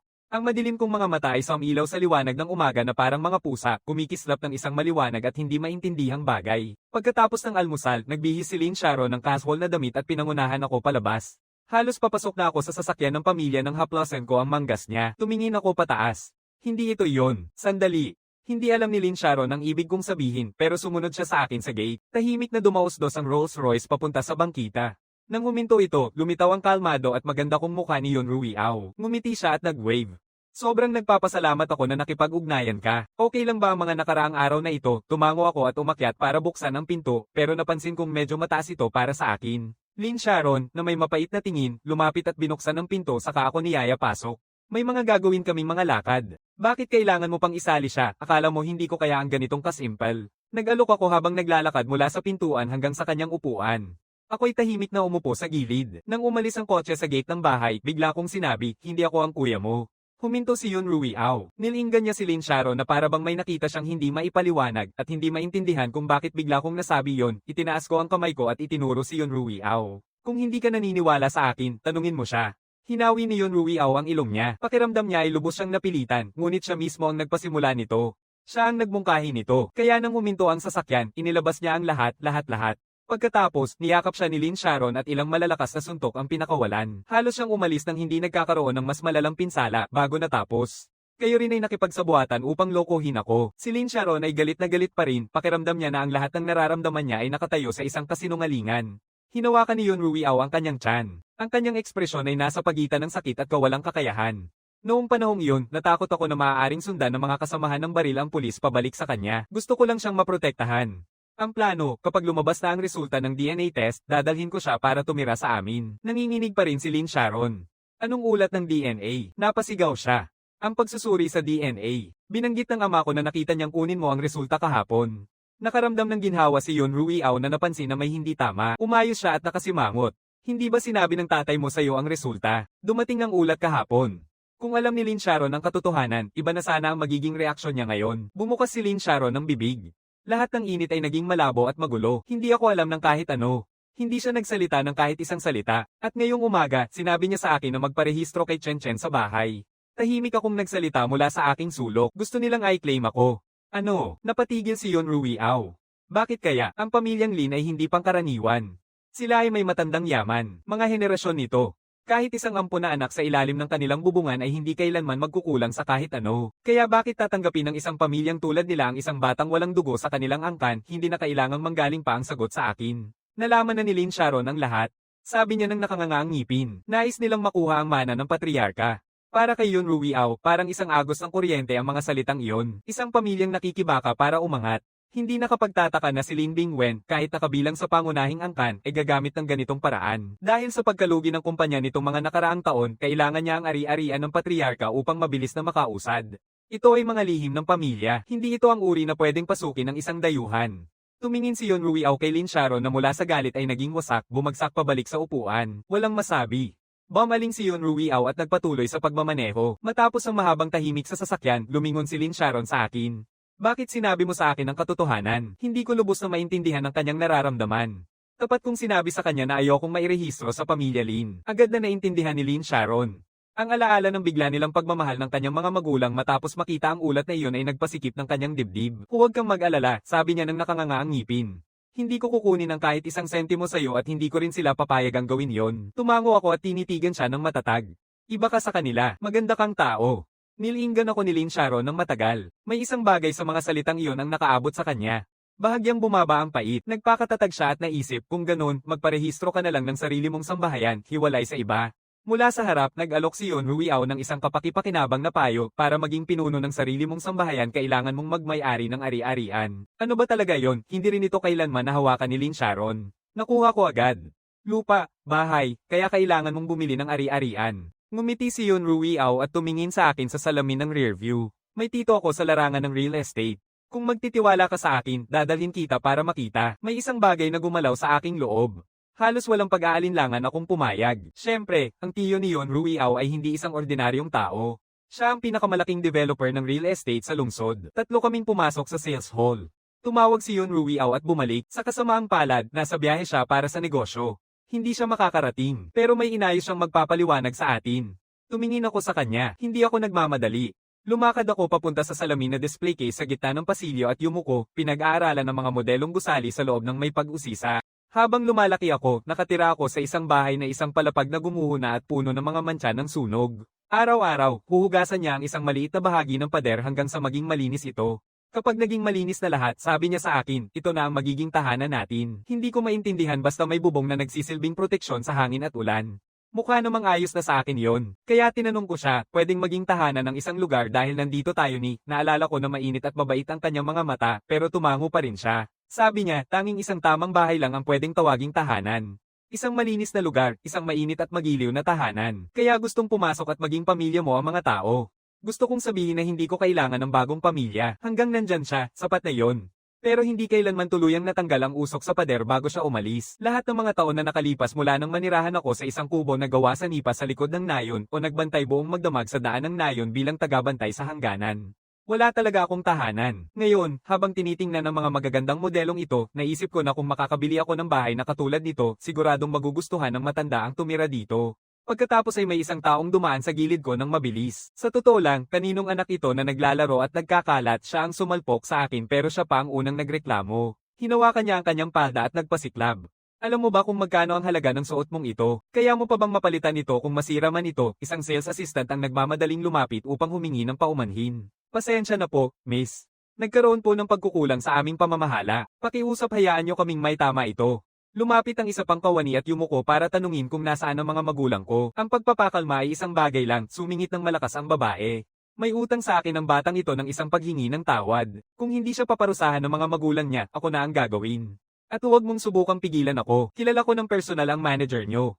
Ginamit niya ang pangalan ng manager na parang sandata, nakataas ang chin. Lahat ng empleyado sa sahig ay napaatras. Nasiyahan sa epekto, itinaas niya ang balikat at nilakad ako. Tiningnan niya ako ng walang hiya-hiyang paghuhusga. Pengcheng Realty, pinapayagan ng kahit sino ngayon. Tingnan mo, ang pangit mong maliit. Sigurado akong dinala ka ng mga magulang mo dito para makita kung paano mamuhay ang iba. Nakakalungkot sabihin, mga katulad mo, kahit buong buhay mo ay magtrabaho ka pa rin hindi ka makakabili ng banyo sa building na ito. Naramdaman ko ang mabigat na amoy ng kanyang pabango. Sa ilalim nito, may bahagyang pamilyar. Tahimik akong umatras ng kalahating hakbang at lumingon sa kawani sa aking tabi. Mahal ba dito ang mga banyo? Napalingon ang katulong, tiningnan ng seryosong mukha ko at biglang natawa ng malakas. Hindi natuwa ang babae. Paumanhin, anong tingin yan? Hindi mo ba nakikita na nasa gitna ako ng pagpalo sa kanya, inilayo niya ang assistant at niyayakap ang aking tainga. Naramdaman ko ang galit, kaya natural na napalingga ang ulo ko at hindi niya ako naabutan. Sa likod niya ay ang salamin na display case. Nabigla, siya ay nadulas at direktang bumangga dito. Nagulat ang lahat sa hall. Nadapa ang tuhod ng babae sa sulok ng cabinet at Domugo. Nagpanik ang isang kalbo na kasama niya at hindi alam ang gagawin habang siya'y umiiyak. Itinuro niya ako at umiiyak, mahal, ginawa sa akin ng napakagagalit na batang ito. Kailangan mong makamit ang hustisya para sa akin. Tumigil na kayo dyan, bakit niyo pa siya hindi pa tinatapon? Dalhin niyo dito ang mga magulang niya para mag-sorry at magbayad o sasampahan ko sila ng kaso hanggang sa ilalim ng lupa. Nagpalitan ng hindi komportableng tingin ng mga tauhan. Isa sa kanila ang nagsimulang paalisin ako, umaasang mapapawi ang tensyon sa sandaling iyon. Pagkatapos, dalawang magagandang babae na may mas madilim na ekspresyon ang pumasok sa harap na pinto. Sa ilang malalaking hakbang, nasa harap ko na sila, magkatabi, nakaharang sa anumang daan papunta sa akin. Hawak ni Lin Kyren ang isang tasa ng kape sa kaliwang kamay niya. Aba, may lakas ng loob namang magtapo ng tao na parabang sa kanya ang lugar na ito. Akala ko ba pamilya ni Pengcheng Realty ang negosyo mo? Sa kanang kamay niya, may maliit na cake. Itinaas niya ang kanyang panga at tiningnan ng diretso ang kalbo. Nanginginig ang walang buhok na lalaki. Ginoo Lin, nandito ka. Lumiko siya kay Yun Ruiao sa kanyang tabi at muling nagulat. Miss Yun Tu, at ano ang kaugnayan mo sa batang ito? Bihira gamitin ni Yun Ruiao ang kanyang pangalan bilang armas. Ngayon ay nararamdaman niyang gumawa ng pagbubukod. Ngumingiti siya ng maganda. Niligtas niya ang buhay ko, hindi magpapatalo si Lin Kyren. Kakabalik lang ng aking kapatid sa pagiging tunay na magkapatid. Nagsimula ng pawisan ng todo ang kalbo. Sinuri ni Yun Ruiao ang kanyang ekspresyon, saka tumingin sa babaeng nakaupo malapit. Hindi nagbago ang kanyang ngiti. Akala ko ang isang taong gagawin ng ganitong karangalan ay ang iyong asawa. Nang marinig yun, nagbago ang kulay ng mukha ng walang buhok na lalaki. Agad siyang tumayo ng kusang loob. Umiiyak siya ng paulit-ulit. Pasensya na po, Ginang Lin. Hindi ko akalain na ito ang batang Panginoon ng pamilyang Lin. Kung alam ko lang, hindi sana nangyari ang lahat ng ito. Pinanatili ni Lin Kyren ang kanyang posture ng kasing taas ng babae, kung hindi pa nga mas mataas. Ang kanyang boses ay lumabas na malamig. May ginawa ka ba? Bakit ikaw pa ang humihingi ng paumanhin? Hayaan ng tunay na may pananagutan ang tumanggap ng responsibilidad. Oo, syempre. Humarap siya at hinawakan ng braso ng babae. Humingi kagad ng tawad sa batang master. Akala mo talaga na kaya mong pagtawanan siya, anong iniisip mo? Galit na galit siya dahil siya ang nagdulot ng gulo pero mas galit pa ang babae. Hinailan niya ang kanyang braso at tinanggihan ito. Anong sa tingin mo ang ginagawa mo? Masakit yon. Nang maharap sa titig ng lahat, itinataas niya ang kamay at sinampal siya sa mukha. Walang silbi, hindi mo nga maprotektahan ang sarili mong babae. Anong silbi mo? Ang matalim na tunog nito ay ikinagulat ng lahat sa silid. Nakikita na ng mga tao ang mga bagong mayaman na lalaki na nagpapakita ng kanilang kapangyarihan. Kakaunti lang ang nakakita na siyang namumuno sa usapan. Lalong namula ang mukha ng kalbo. Huminto ang kanyang bibig. Ikaw, binato niya siya sa gilid. Lumayas ka sa daan ko, tapos na ako sayo. Tumigil ka na sa pagharang sa tanawin. Pagkatapos ay lumingon siya kina Yun Ruiao at Lin Qiran, tinuturo ang kanilang direksyon gamit ang kanyang pulang kuko. At kayong dalawa, huwag kayong aalis. Hindi pa tapos sa iyo si Yun Ruiao at Lin Qiran at nagtinginan sila. Bihira sa lungsod na may kakayahang suportahan ng ganitong banta laban sa kanila. Inilabas ng babae ang kanyang telepono at tinawagan ito ng parang sanay ng gawin ito ng maraming beses. Ilang minuto ang lumipas, isang taong nagmamadali ang pumasok sa pasukan. Agad na nagtuwang ang mga tauhan. Magandang hapon, manager. Ang lalaki ay nasa paligid ng 40, payat at nakasuot ng suit. Ngumiti siya ng mabilis sa silid, saka lumapit sa babae at ngumiti ng mapagsamantala. Ikaw, sino ang nakasakit sa'yo? Sabihin mo lahat. Ako na bahala. Pakiusap, huwag mong hayaan na maapektuhan ka. Hindi ko kayang makita kang ganito. Ang pagtatanghal ay sobrang galing, naging mapatla ang mukha ng kalbo. Pero hindi rin basta-basta pwedeng pagtawanan ng manager ng Pongcheng Realty. Pinisil niya ang kanyang pisngi na namumula at nanatiling tahimik sa gilid. Ang babae ay nagbitiw ng kanyang bersyon ng pangyayari na pinalabis at humingi ng katwiran. Kung hindi ko makuha ang gusto ko ngayon, huwag na kayong makipag-ugnayan sa akin muli. Siyempre, iwanan niyo na ang lahat sa akin. Nakangiti ang manager. Para siyang isang tapat na alipin na nakayuko at nagmamakaawa. Pagkatapos ay humarap siya kina Yun Ruyao at Lin Chuan, ang kanyang ekspresyon ay nagbago at naging nakasimangot.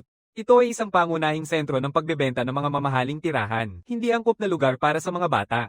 Nakagambala ka sa aming kliyente at nararapat lang ang paghingi ng paumanhin. Halos mapatawa na si Yun Ruyao. May inihanda kang talagang magaling na talumpati, hindi mo ako nakikilala. Ang apelyido ng ama ko ay Yun. Kilala niya ang iyong boss. Ang mga pamilya ng Yun at Yuan ay konektado sa pamamagitan ng kasal, formal na ugnayan. Mas madalas nang nakapunta si Yun Ruyao sa gusaling ito. Sa paalala, may naalala ang manager. Nagbago ang kanyang ekspresyon. Isang saglit ng paghihirap ang makikita sa kanyang mukha, pagkatapos ay umungol ng malamig ang babae sa likod niya at muling nanigas ang kanyang gulugod. Kahit sino ka man, matatag niyang sinabi, inuuna ng Pongcheng Realty ang kanilang mga kliyente. Humihingi ako sa iyo na mag-sorry ka agad. Bahagyang nanigas ang itsura ni Yun Ruyao. Naging nakakahiya na ito.